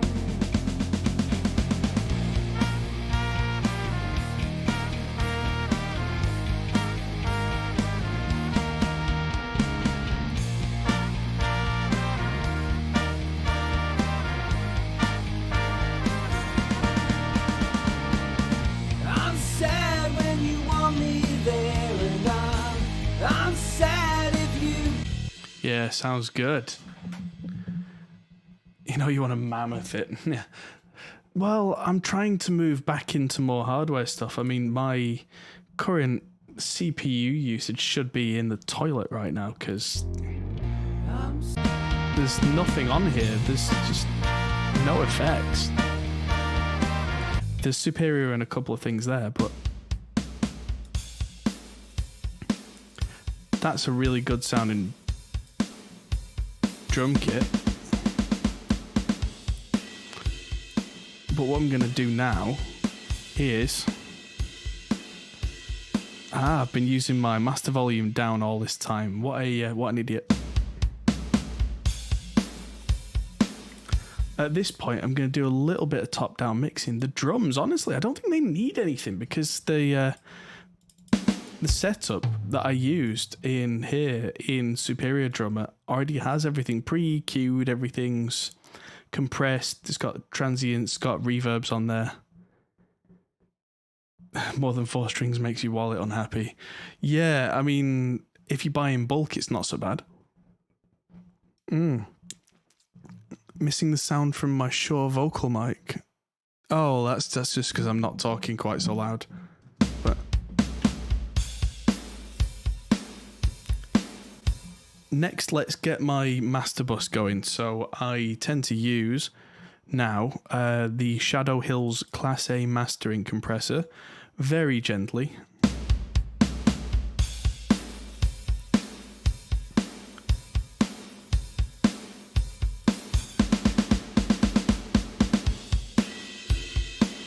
And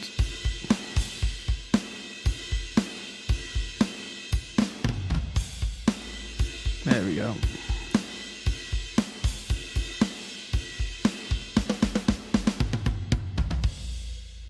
That sounds like there's a bit too much kick and not quite enough snare in there for me. The kick sub needs to come down a little. There.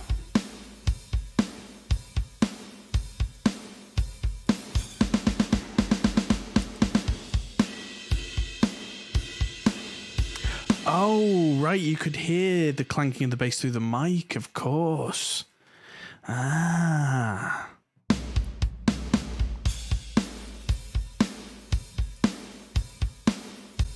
Let's get True Iron on top of that, on top of the drums. True Iron is one of my favourite plugins by a long way. The other thing that I had on the master is I had the Black Box HG2MS, and I just give it a bit of everything, a bit less of the triode, and that should balance the output.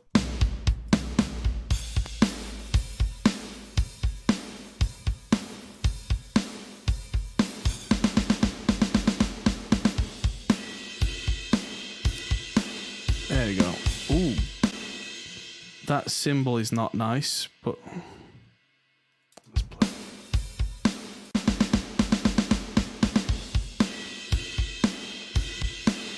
Is that you? Yeah, that needs to be hit less. Drummers don't ride the crash at 127, generally.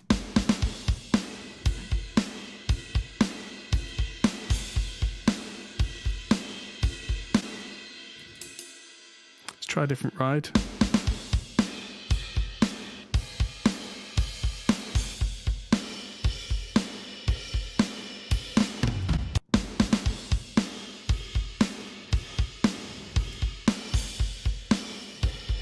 That sits nicely in the mix when hit relatively hard. Okay, so let's pull the bass in at this point.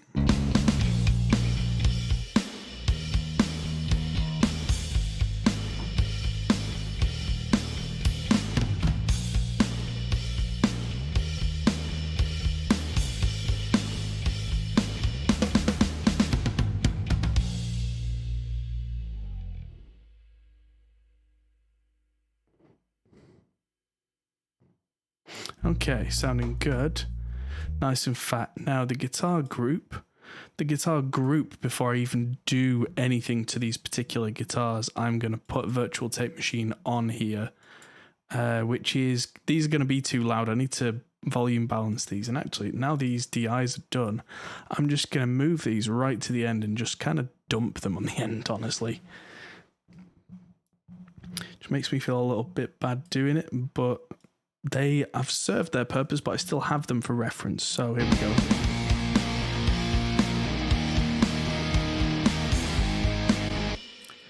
And then let's put Virtual Mix Rack on the guitars, just with the Virtual Mix Bus SSLE channel, and the London with the minimum extra.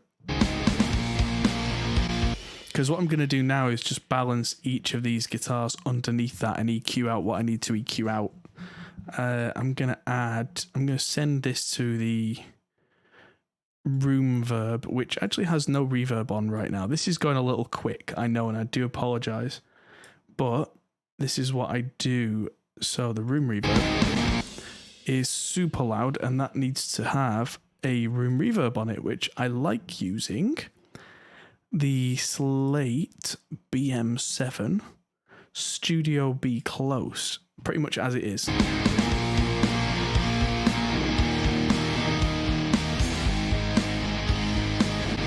I also do that with the bass.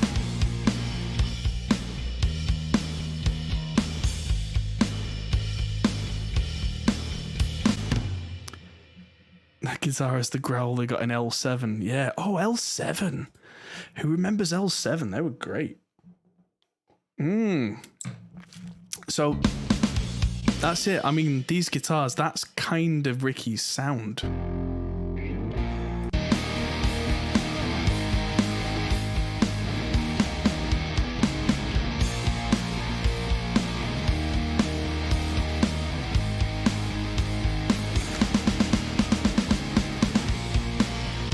Let's see if I can't EQ all 6 of these main guitars together. That could save me a lot of headache. So I'm going to folder all 6 of these guitars in a subfolder. And I'm going to add in the SSL 9000J from Plugin Alliance. And the first thing I'm going to do is scoop out all that low end with the high pass.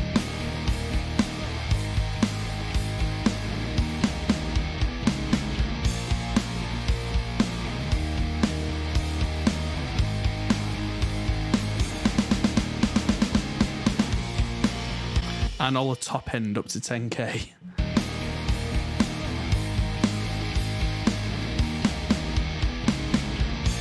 And just compensate by giving them a little bit of a high shelf. And you would think, why would you high shelf it and cut at the same time? And what that does is it creates a little slope so that you get boosted around that 8 to 10k area. So you get a nice slope going up, but then the cut makes it then swiftly come back down. So you get a bit more bite without having extraneous amounts of oh my god. So let's just listen to these earlier guitars. Yeah, item grouping. So the way that I see foldering and item grouping is it's like traditional analog mix buses, but it's just far easier for organization's sake. Let's just. And I'm sad if you don't. I'm sad when I'm going under, and I'm sad when I float. Those are all early, so those now get to go back. Especially that third one, I can see it. I'm sad when I'm going under, and I'm sad when I float. I'm sad and Right, so the guitars are okay for now. Let's just mute those and just listen to everything with the guitars up to this point. Those are nice, a little loud, I think. I can always play with that later. That's actually one of the main reasons why I started using Reaper way back when.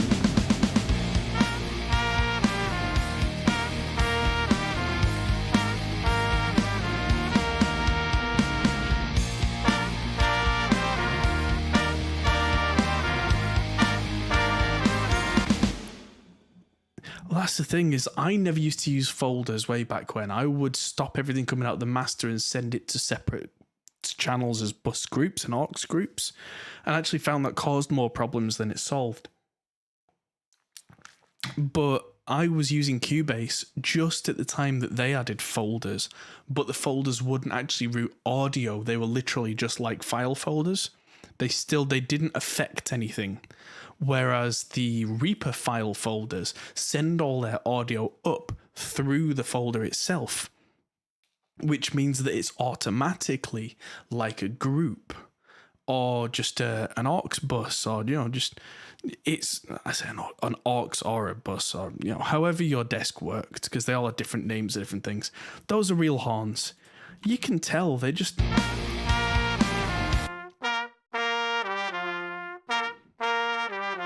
Yeah. So let's bring the trumpets into sharp relief. So let's put true iron on these to give them a bit of distortion, but not hard distortion.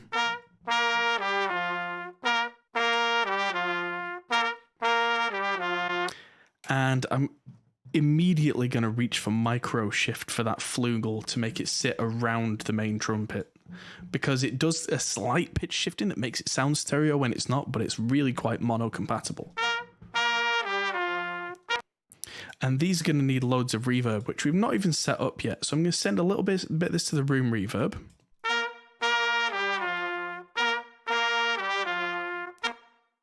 And let's make a big plate. Let's use luscious plates from Slate. Well, actually from Liquid Sonics, but licensed to Slate. And just send the trumpets over there as a group. Right here.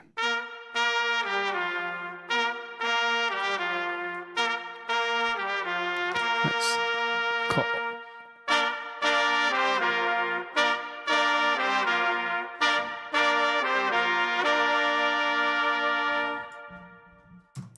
Extra little fidgety bits there.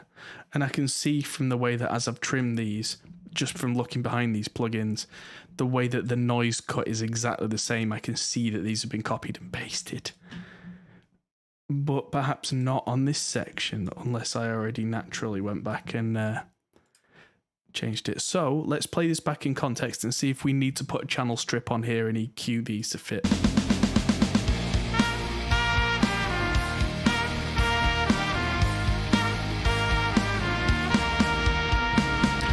Yeah, we do.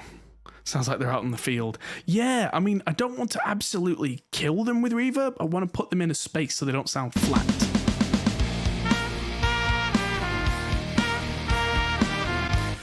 Yeah, the thing about lustrous plates, if you can't get anything good about it, is it's very much like a real plate.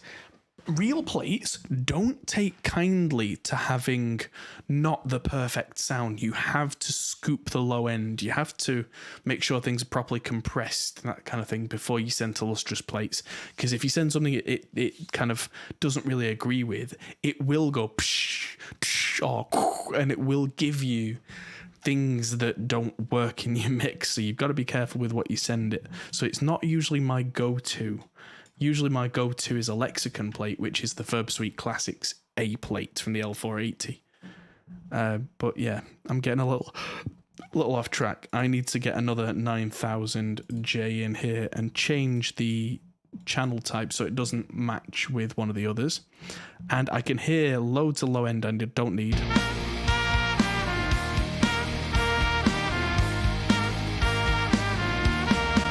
And I can hear it honking away in the low mids, which is kind of getting in the way of the mix a bit. There.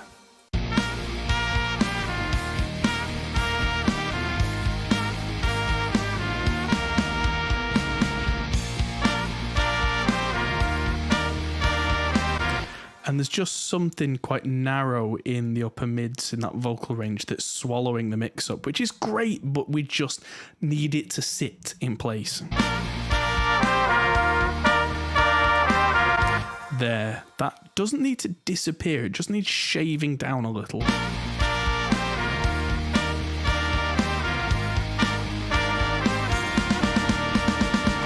And interestingly, by shaving 2 dB off there, they suddenly just sank into the mix.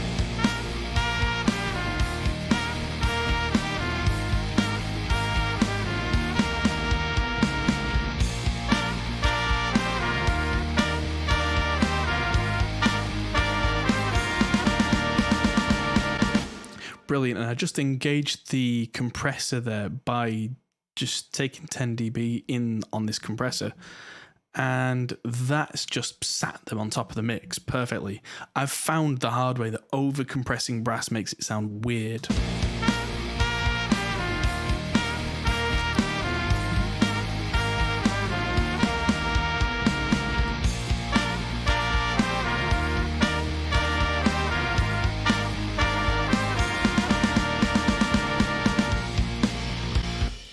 Brilliant. Okay, so everything aside from the vocals seems to fit nicely there. Let's get to a bit where there's more guitars.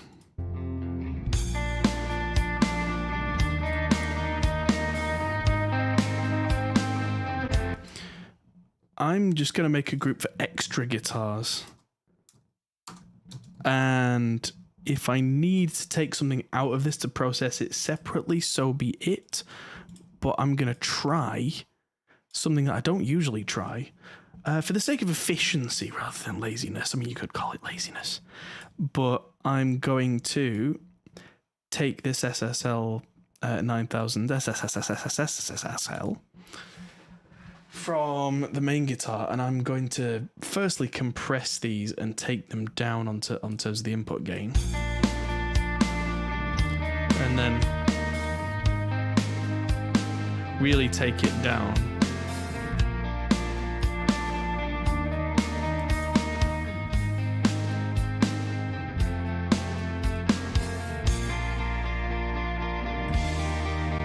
There we go. So all I did there is I grouped them into a pair of channels. I took some of that honking. It turned out to be 900 hertz, so quite high low mids in my opinion. But there was a in that sound that I figured would be, you know, that is kind of the vocal range. If you want an instrument to be a feature, you let that be, or you even push it. If you want that to not be a feature, you just dial it back, and you don't have to go with the EQ and absolutely kill it. You can be gentle, and it has a drastic difference if that instrument already had a lot going on in that range. So let's just see what this does, because that's killed the top end, killed the bottom end, put the compressor on, so when all these guitars go crazy, that might just rein things in that needed reining in.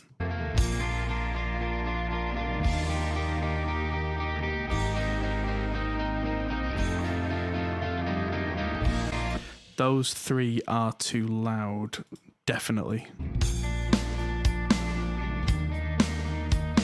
So let's take him down, just volume.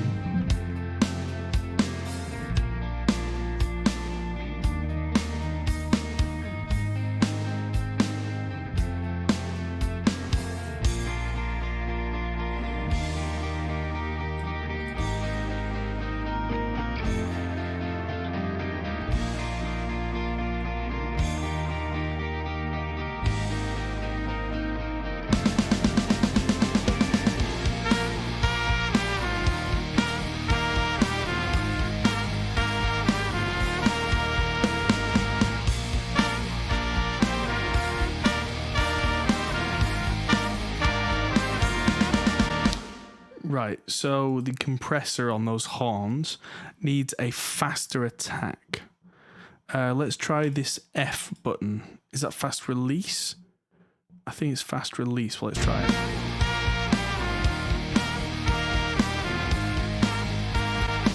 it. Good question from Marty. Am I sending the extra guitars to the room reverb? Those extra guitars go through the guitar group, which is being sent to the room reverb. So yes, but not individually. If I wanted to have more room reverb on them, I could send from here as well to kind of bump that. But the send to the room reverb comes after the tape and after the overall mix rack gel niceness. So the reason that I did a faster attack on the compressor that's on here on the horns is that I could hear a ba ba da da ba ba, and not in a good way. I could hear almost like a click click at the start, and a fast attack on a compressor just means that the compressor happens quicker and kind of just steamrolls that into being a little more flat.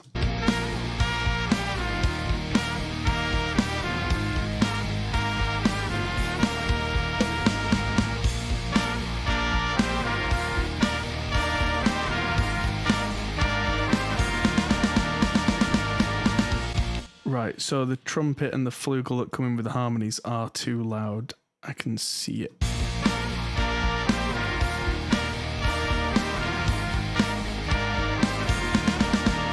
There we go. Just by taking a few dBs off them, they now augment the main trumpet and flugel without massively building the volume level up. Because I want a little bit of volume level increase, and you will get that. If you add one source to another source, it will be louder. That's just science.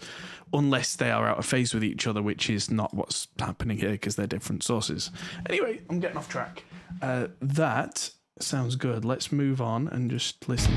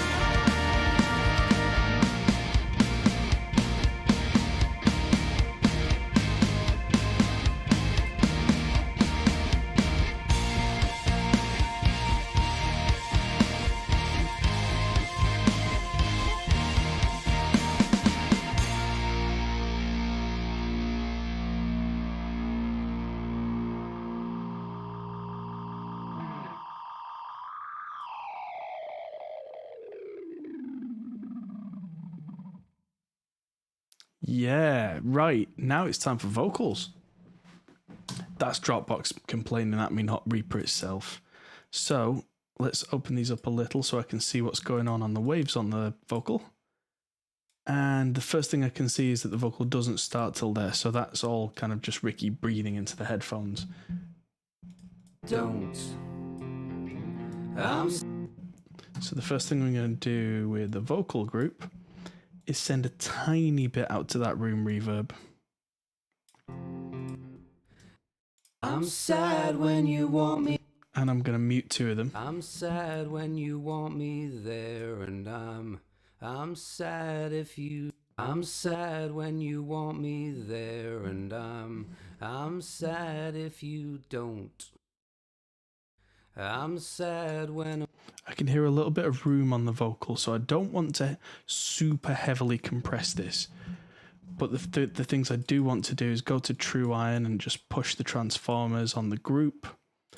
Get all this on a tape as the group, because I just love how that does a certain thing. And go to the mix rack and just add in, like I did before with the other stuff, the mix bus. And that might be all I need there on the bus. But we'll see, because it might need a little bit of... No, at this point I'm going to add in the FG Grey bus compressor on the vocals. And something I've started doing recently is have this at 4:1, relatively fast attack, auto, take the high pass filter so there's no bumps or anything making this sound weird. And I'm sad when you want me there, and there we go. Just have it so it's just not doing anything on the low vocals, and so it's just touching the high vocals. I'm sad when you want me there, and I'm sad if you don't. There we go. That way it's not doing much. Because now I've not even compressed the main vocal yet with what I would normally do. So the first thing I'm going to do is add in Blackbird Studio. It's a little trick that I've started using more and more, is just making this sound like a virtual microphone. Because a lot of the mics that I hear, even though it's not the official Slate ML1, which I love, by the way, those sound a little bit... they sound flat. Most kind of cheaper mics sound sterile.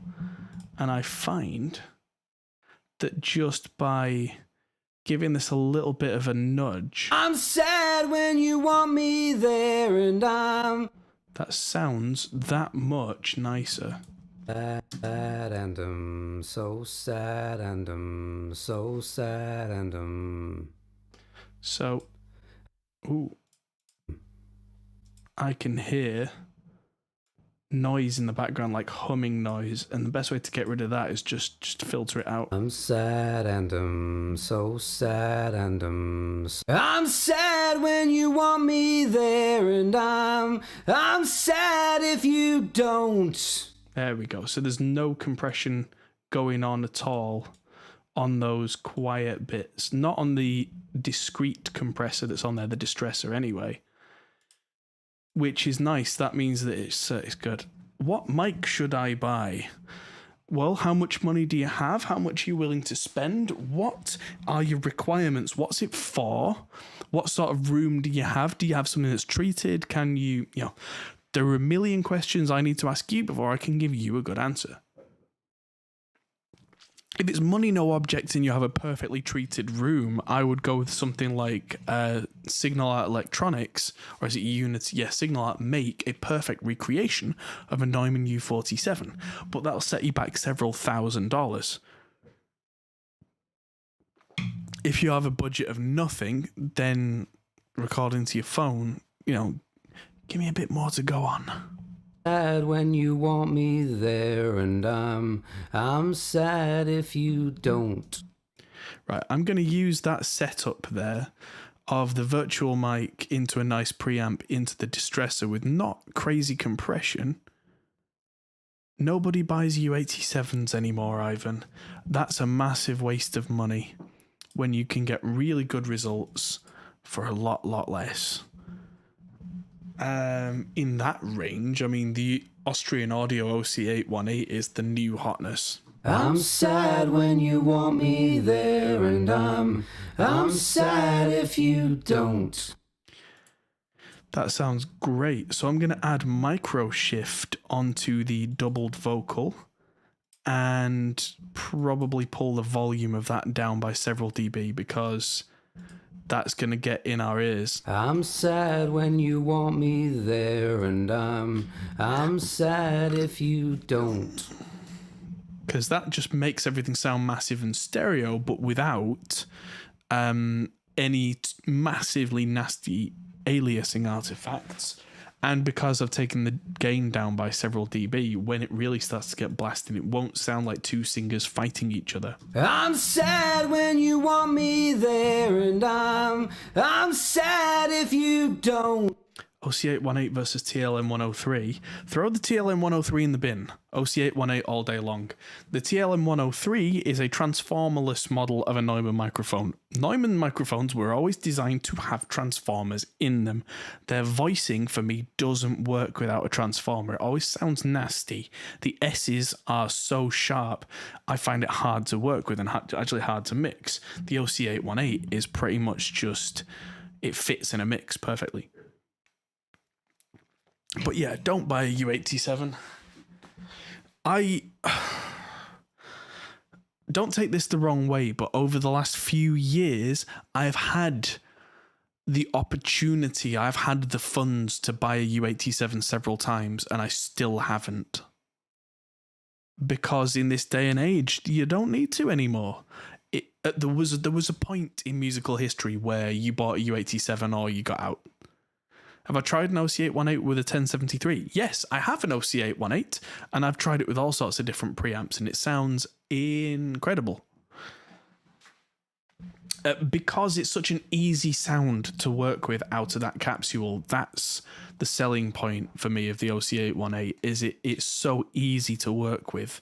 It doesn't have nasty sibilance, it doesn't have boomy bass, it doesn't have honky mids. It just works perfectly. And if you want to get really clever with it, you can actually plug the 818 into two different preamps at the same time, front and back capsules, and play with the polar patterns afterwards in a mix, and you can get really crazy with it. It's very clever. I'm sad when you want me there, and I'm sad if you don't. Right, so my second vocal, the harmony, I'm going to take that down, but also I'm going to I'm going to send everything to the plate a little bit. I'm sad when you want me there, and I'm sad if you don't.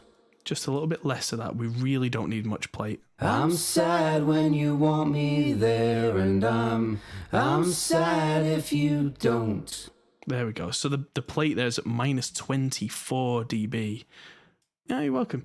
And it doesn't do much, but without it, you'll hear the difference. Here's without. I'm sad when you want me there. And with. I'm sad when you want me there, and So yeah, let's try that in with the guitar.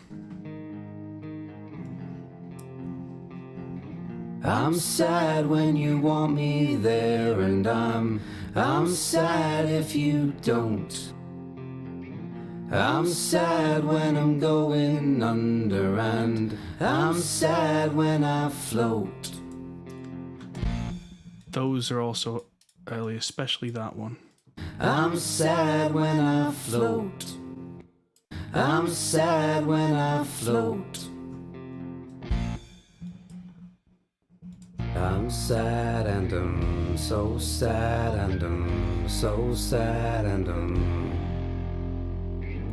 I'm sad and so sad and so sad and Now those are all too loud, which is fine because I think they sound nice, which means I can automate them into the right place in a few minutes. I'm sad when you want me there, and I'm sad if you don't. I'm sad when I'm going under, and I'm sad when I float. Right, that still sounds too loud. So Let's just take the group output even further down and just reset my ears for a second. This is what you do when something's too loud. You turn it down, possibly turn up your monitoring system a tiny bit to compensate. Tiny bit. Just give yourself a minute and now listen with the lower volume. I'm sad when you want me there, and I'm sad if you don't. I'm sad when I'm going under, and I'm sad when I float. Right, there's a lot of S-ing going on, so I'm just going to tame that now. I'm sad when you want. So, vocal, what have I got? Singing, male singing, smooth split. Let's try that. I'm sad when you want me. What? I'm sad. Let's cut that. I'm sad when you want me there, and I'm sad if you don't. That's better. So let's just copy that across all three of these vocal tracks. I'm sad when you want me there, and I'm sad if you don't. I'm sad when I'm going under, and I'm sad when I float.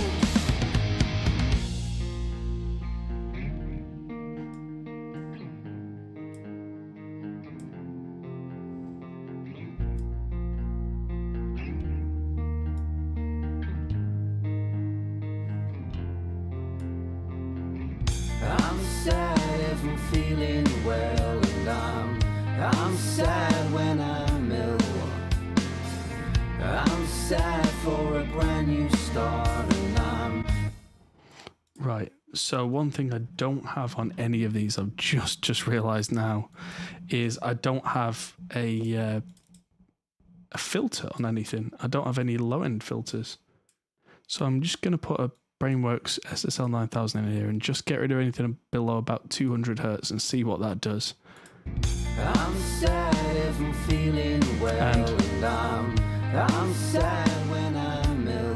And just a dB there at low mids. I'm sad for a brand new start, and I'm sad with big shit. I mean, Marty, you're right. The tracks were adding up, but I could also hear an S-ing problem. It may not have been the root cause of everything, but I could hear it, and it was annoying me. And I knew that if we didn't treat it now, further down the line, it would become a problem anyway, because I'm thinking that the microphone that Ricky's used to record his vocals is quite prone to sibilance, because certain mics are more prone to it than others. Don't know what he's used, but yeah. It's just something to be aware of. Some microphones and some singers actually just need more de-essing than others. And now that I've done that on the main three vocals, let's just go back to the start. I'm just mindlessly editing now, which is actually quite a good thing to do if you're going to do something mindlessly. I'm sad when you want me there, and I'm sad if you don't. Low end cut. I'm sad when I'm going under, and I'm sad when I float. I'm sad and I'm so sad and I'm so sad and I'm sad and I'm so sad and I'm so sad and Let's just take the second vocal up for this section. I'm sad and I'm so sad and I'm so sad and I'm sad and I'm so sad and I'm so sad and I'm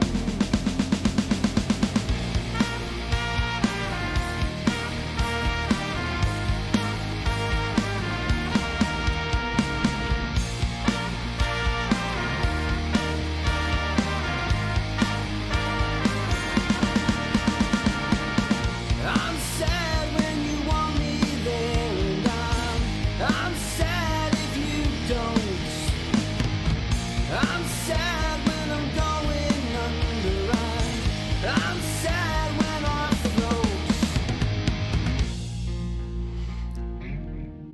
those toms have kind of a nasty knocking on them that I'm not a big fan of. Let's just look on the mixer. There's an EQ, then an EQ, then a third EQ, and it sounds like there's just a thing there.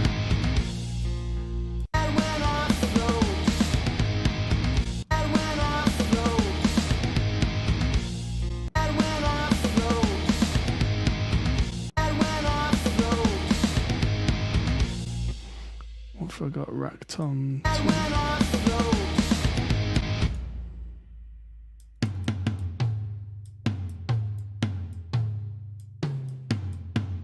So you are racked on 3, so where are you?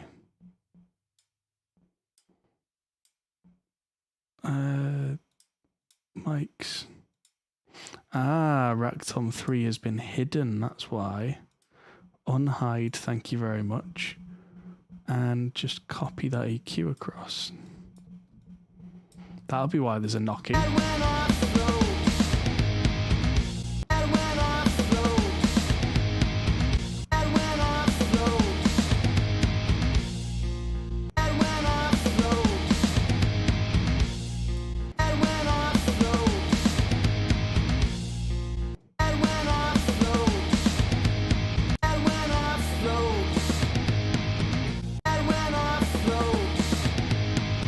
And there's a massive amount of rack tom 3 in the head.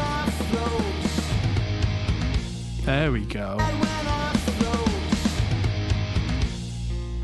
That's fixed that. There we go. The preset wasn't quite full because I'd pulled up something earlier and I think I've stuck with it, but it had those toms in it. Didn't have rack tom 3 in the preset, even though the MIDI was being triggered because Paul was hitting that particular tom quite a lot.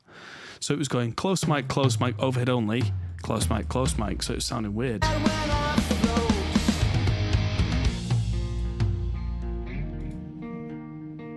That's better.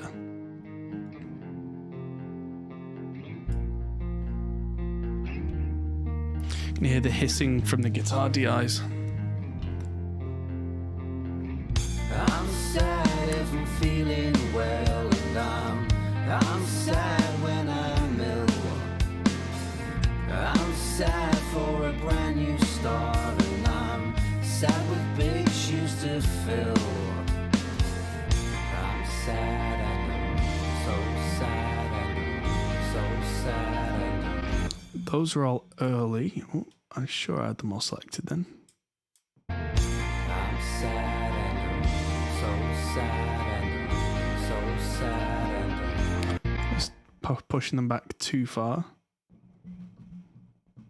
There we go. There. I'm sad, I know, so sad, I know, so sad. I'm going to pull up V for volume for the automation on these, and these need more volume because the mix is getting quite dense now. I'm sad, I know, so sad, I know, so sad, I know. I'm sad, I know, so sad, I know, so sad, I know.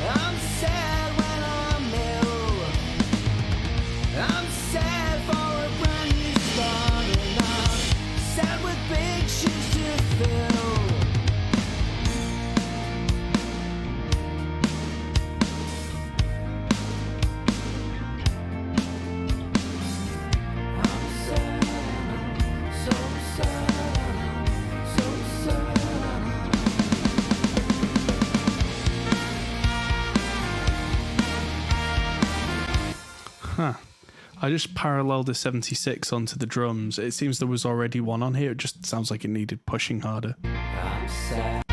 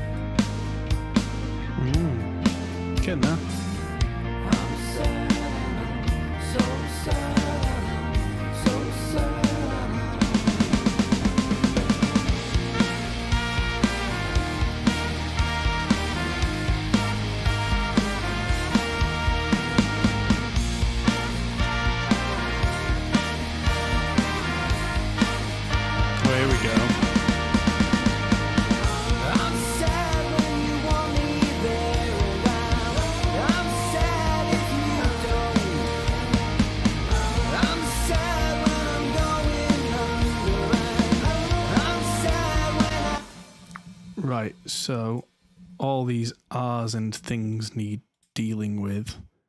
They can be their own group by the look of it. They can be the BVOX group, because I don't want them to affect the distortion or the compression or anything on the main vocals.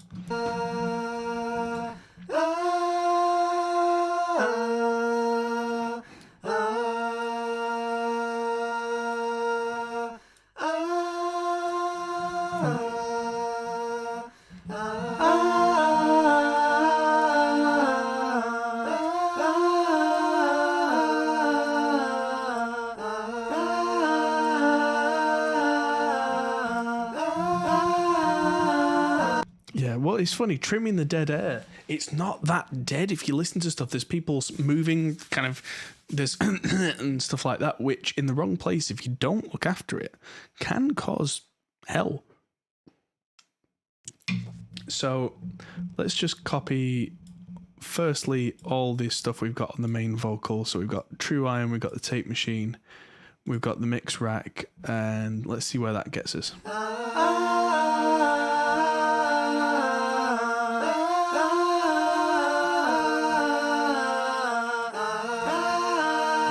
So the main things I've done here is I've grouped it all, but I've got quite a severe low cut. So we're talking around 400 hertz.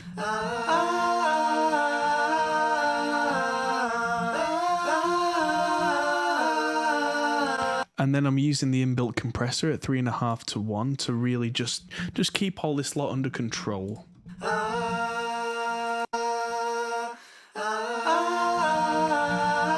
There's quite a big low cut here. And now let's Beach Boys this up a little bit.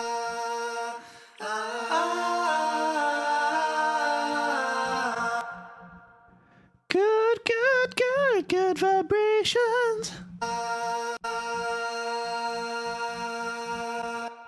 Yeah, love a good plate delay. Let's see how that sounds in the mix.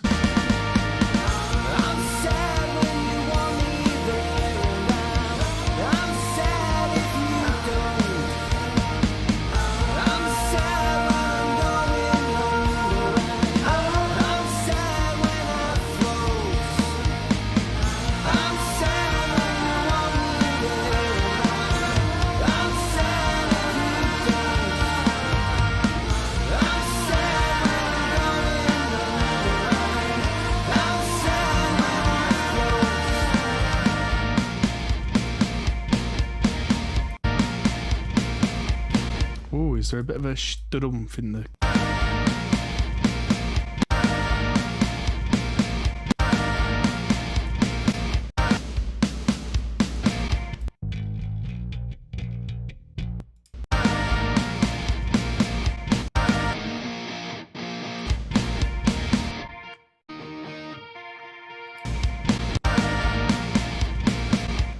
Let's just make sure these are all clear.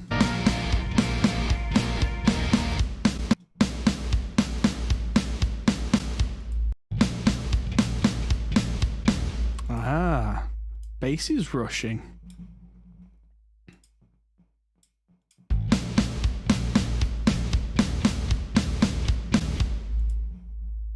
And let's just look at the low end on that floor tom. It does sound very 90s, but I've not tried very hard to make it sound 90s. It's just ended up that way, which is great.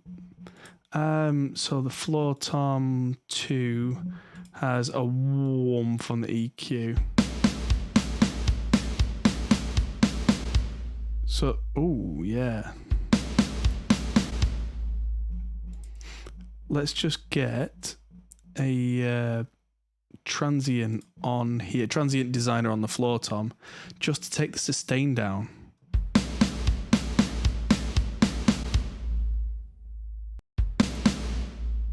Right, that's not what I need. What I need is to get rid of this entirely and go back to the drum, because that goes dull warm. So I need an envelope on here. And I need it to stop after some time.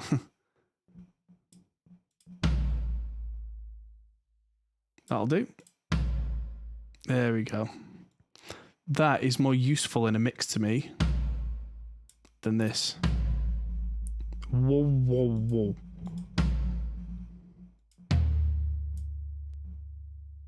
And that could really do with an envelope as well. Doesn't have to be super long.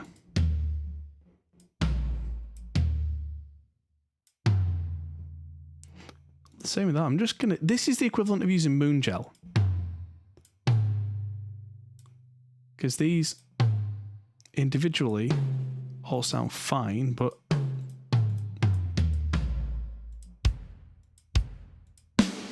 in the mix, those will be much more useful to me.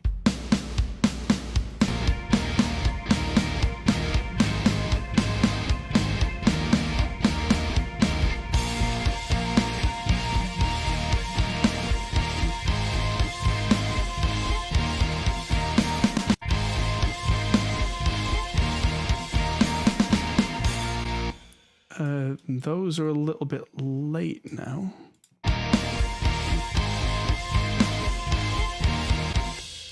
Those two can go back.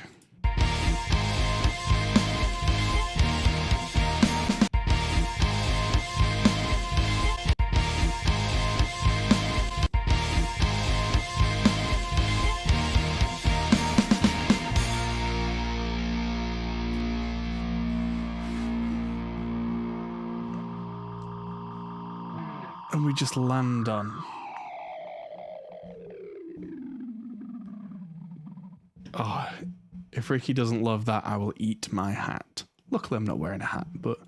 Right, let's see where we're up to with this whole mix, because this might not be far off done.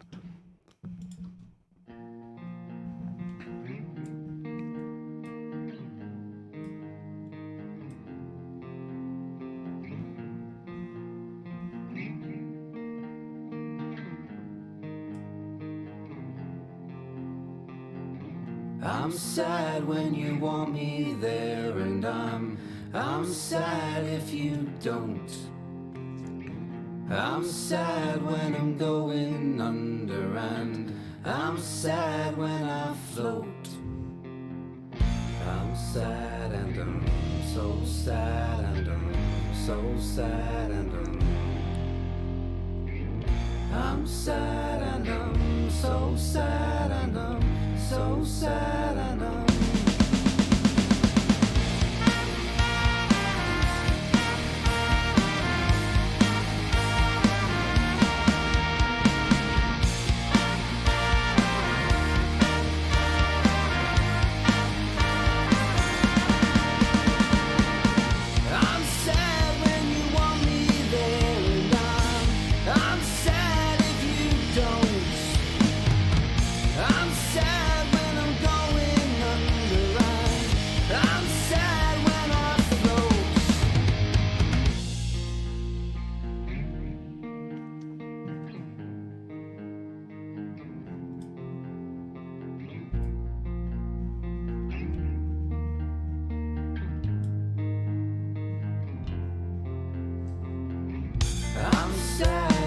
feeling well, and I'm sad when I'm ill. I'm sad for a brand new start, and I'm sad with big shoes to fill. I'm sad and I'm so sad and I'm so sad and I'm sad and I'm so sad and I'm so sad and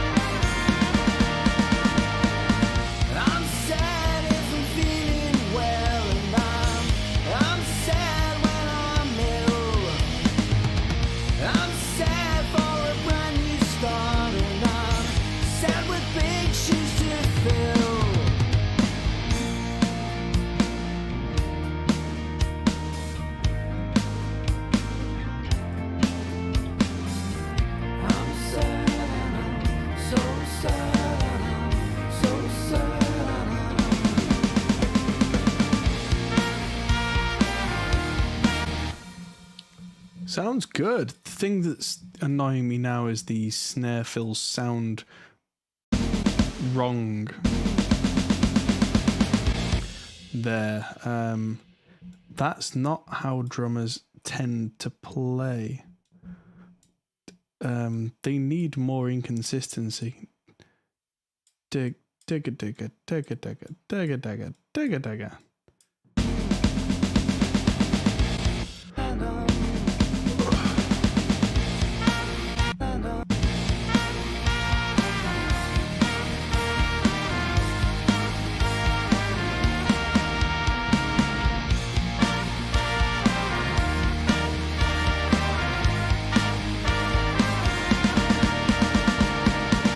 There we go. So tonight I'm drinking cheap beers from Aldi.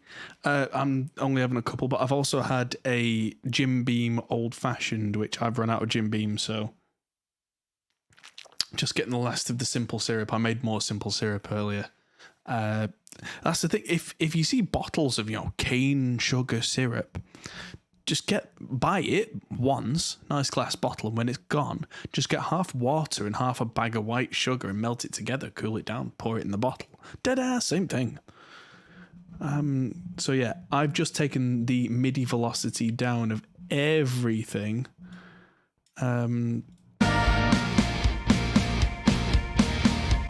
Apart from the shells, which I suppose you can get away with them being hit that hard, but even so I'm going to take them down just a tiny smidge and use the humanize velocity, not timing, just by a twitch, and that's going to make everything sound a little quieter in drum world.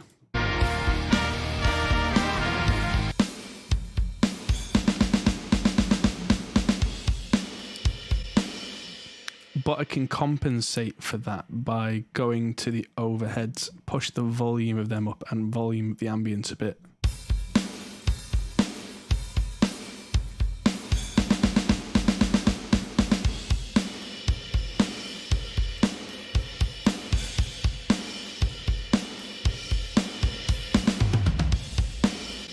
And that should sound a bit more organic now.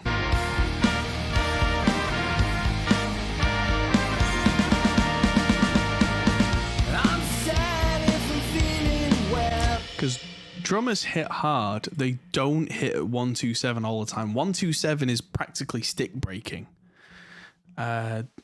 So yeah, drank 2 bottles of wine for the finished examination. Well, congratulations. It's always good when exams are over. I still have done exams in recent years.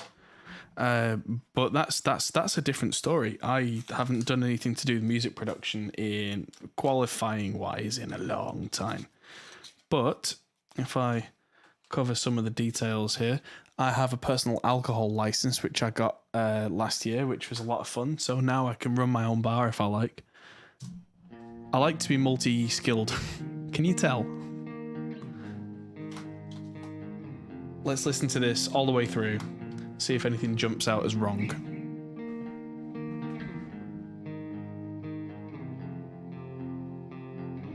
I'm sad when you want me there, and I'm sad if you don't.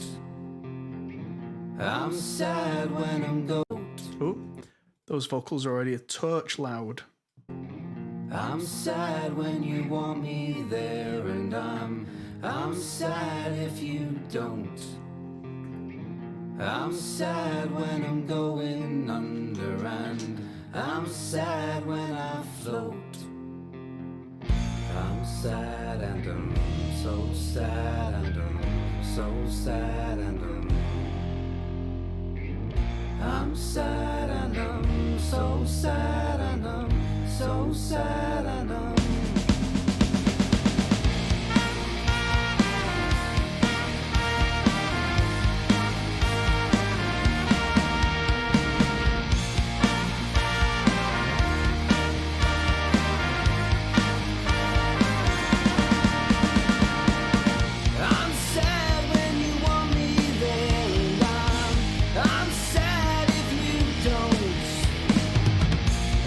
sad when I'm going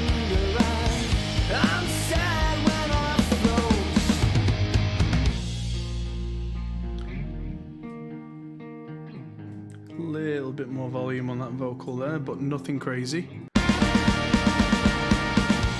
sad when you want me there, and I'm sad if you don't. I'm sad when I'm going under, and I'm sad when I float. Right, I'm going to do something a little bit mad at this point. The vocals are too crisp for me. So what I'm going to do is just take a couple of dB off the top of the vocals, which is not something I usually do, but that should make these sound a little bit more vintage, a little bit more mid-thick, a little bit more, just classic. I'm sad when you want me there, and I'm sad if you don't. I'm sad when I'm going under, and I'm sad when I float. I'm sad and I'm so sad and I'm so sad and I'm sad and I'm so sad and I'm so sad and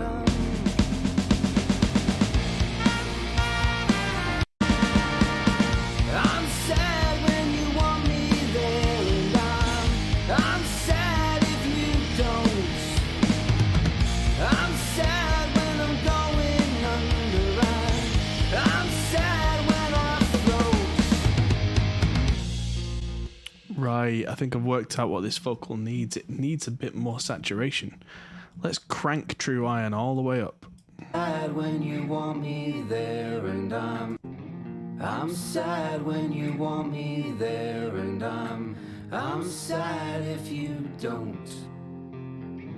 I'm sad when I'm going under, and I'm sad when I float. I'm sad when you want me there, and I'm sad if you don't. I'm sad when I'm going under, and I'm sad when I float. Yeah, I'm going to put the tiniest bit of slap back echo on here. And what I've started going back to is an old favourite of mine, which is Waves J37. So let's send this to the slap. Effect slap, send and return, so we don't get crazy crazy doubling. I'm sad when you want me there. Right, so what I do is I have one that the time is slightly less than the other to give me a wideness. I'm sad when you want me there, and I'm sad if you don't.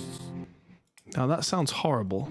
I'm sad when you want me there, and I'm sad if you don't. I'm sad when you want me there. And now turn the send way down. Don't need nearly that much. I'm sad when you want me there, and I'm sad if you don't. I'm sad when I'm going under, and I'm sad when I float. I'm sad and I'm so sad and I'm so sad and A little bit more of it, I think. I'm sad and I'm so sad and I'm so sad and And give a good bit of that slap to the backing later.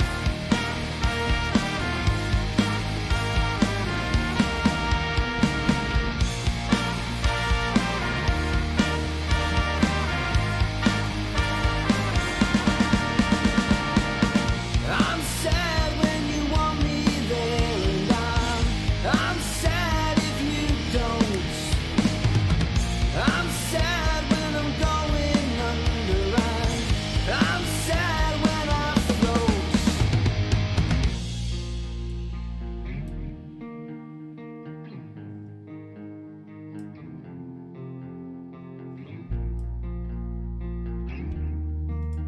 Toms are a little much there. That's okay. I'm sad if I'm feeling well, and I'm sad when I'm ill. I'm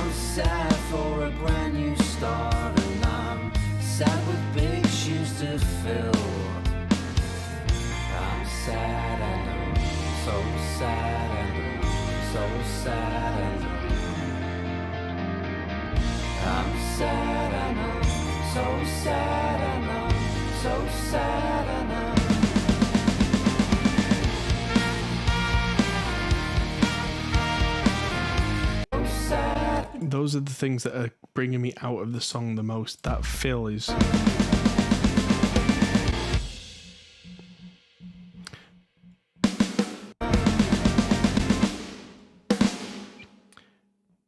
Yeah, that should be softer.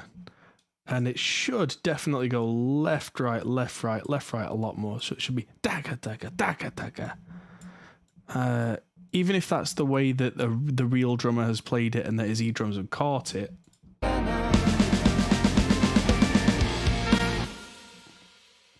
That should be, yeah, da-da-da-da.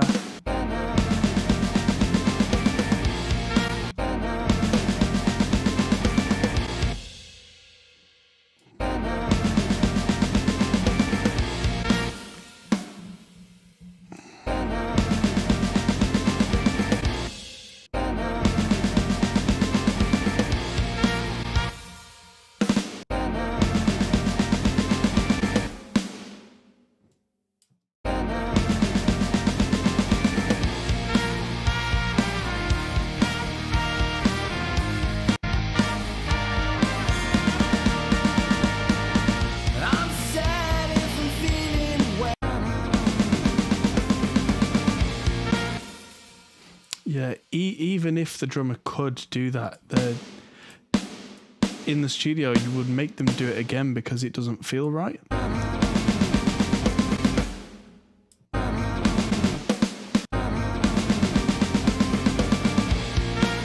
That's better.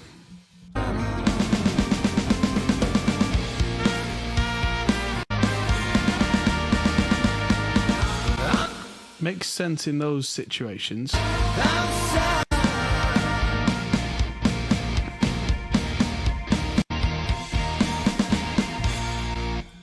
And that should be da-da-da-da. Because naturally the left hand is not as brutal usually, even though it can be. I'm sad when you walk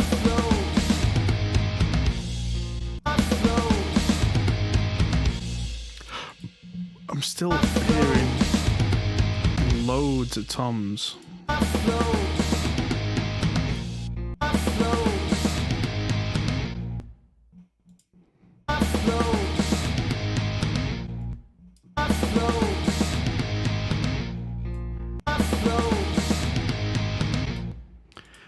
We need more EQ on these overheads.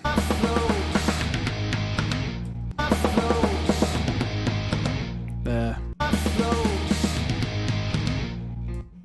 Let's get all these toms down in the overheads.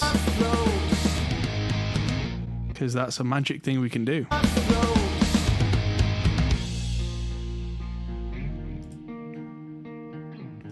Let's try the song from the top and see, hands off, if anything comes up.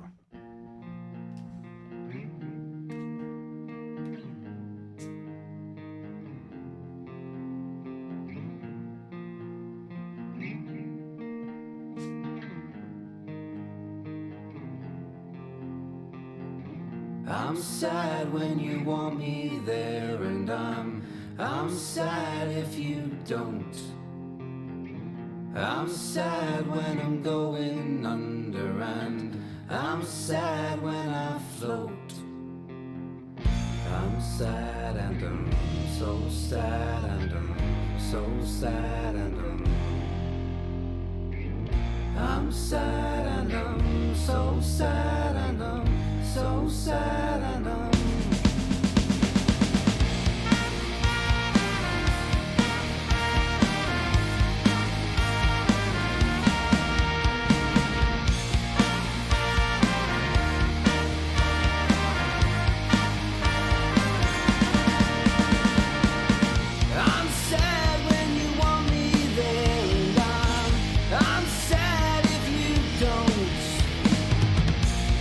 sad when I'm going under.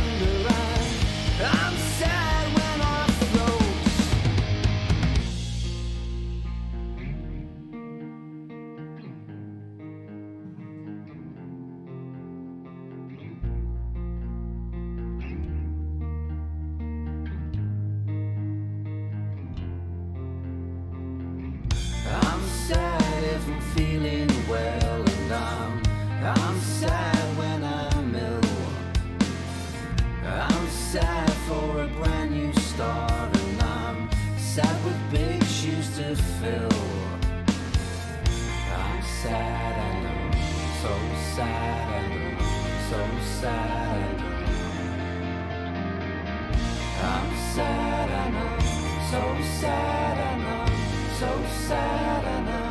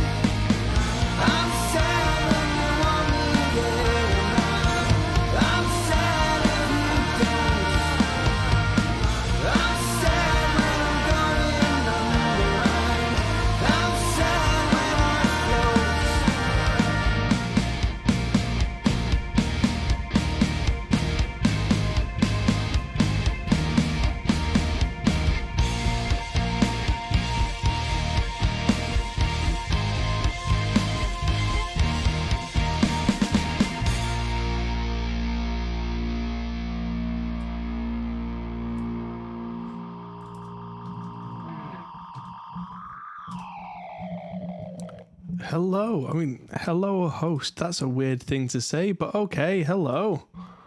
Yeah, these heavy guitars now need a certain something, and it's not an EQ move that these need, I think.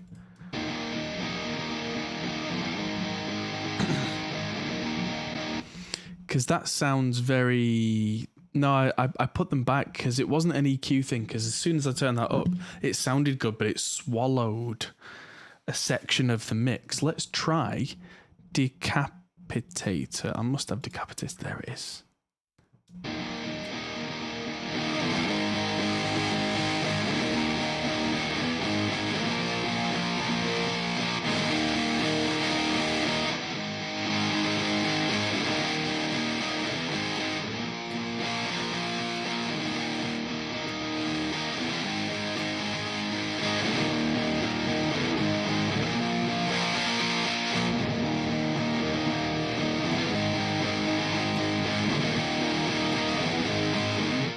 Let's try that.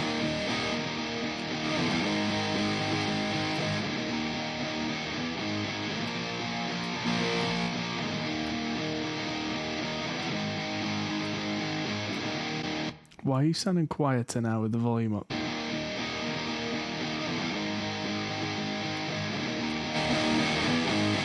Because I'm going mad, that's why.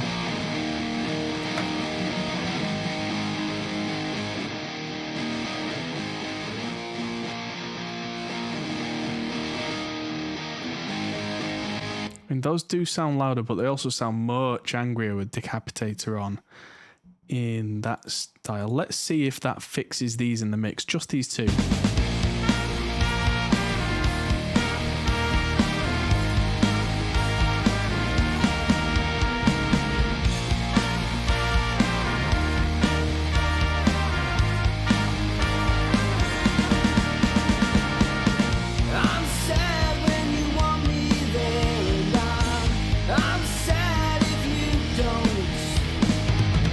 I'm sad when I'm going under.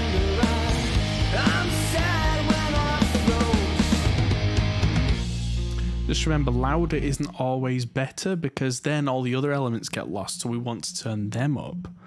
So it's a tricky balance. So sad and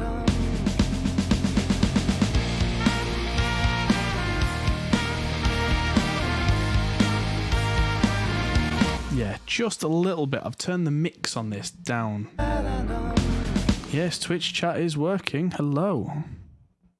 Although it looks like you did that in the YouTube chat. So...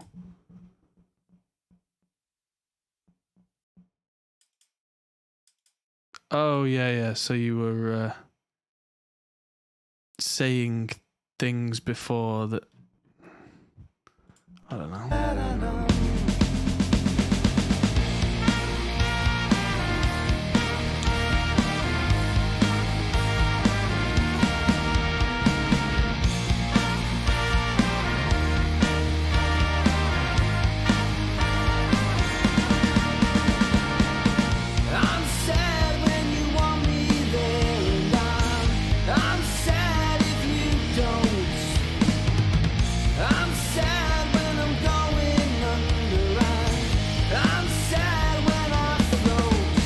There we go. That's it. Because his Twitch chat just stopped working for some reason. Right. Okay. That's probably just a Twitch restream issue.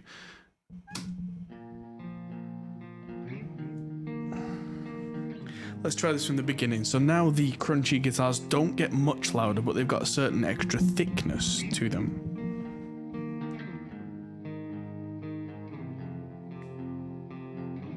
I'm sad when you want me there, and I'm sad if you don't. I'm sad when I'm going under, and I'm sad when I float. I'm sad and I'm so sad and I'm so sad and I'm sad and I'm so sad and I'm so sad and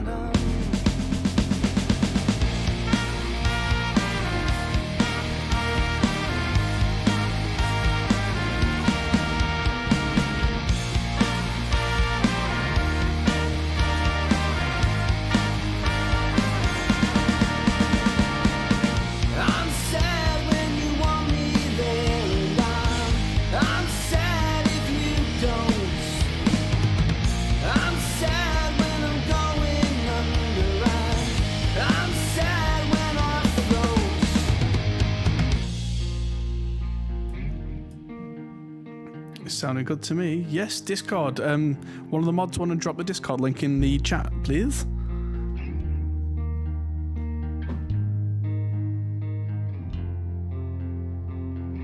I'm sad if I'm feeling well, and I'm sad when I'm ill.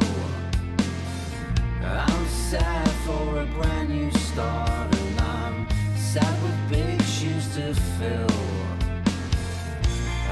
Sad and I'm so sad and I'm so sad and I'm sad and I'm so sad and I'm so sad and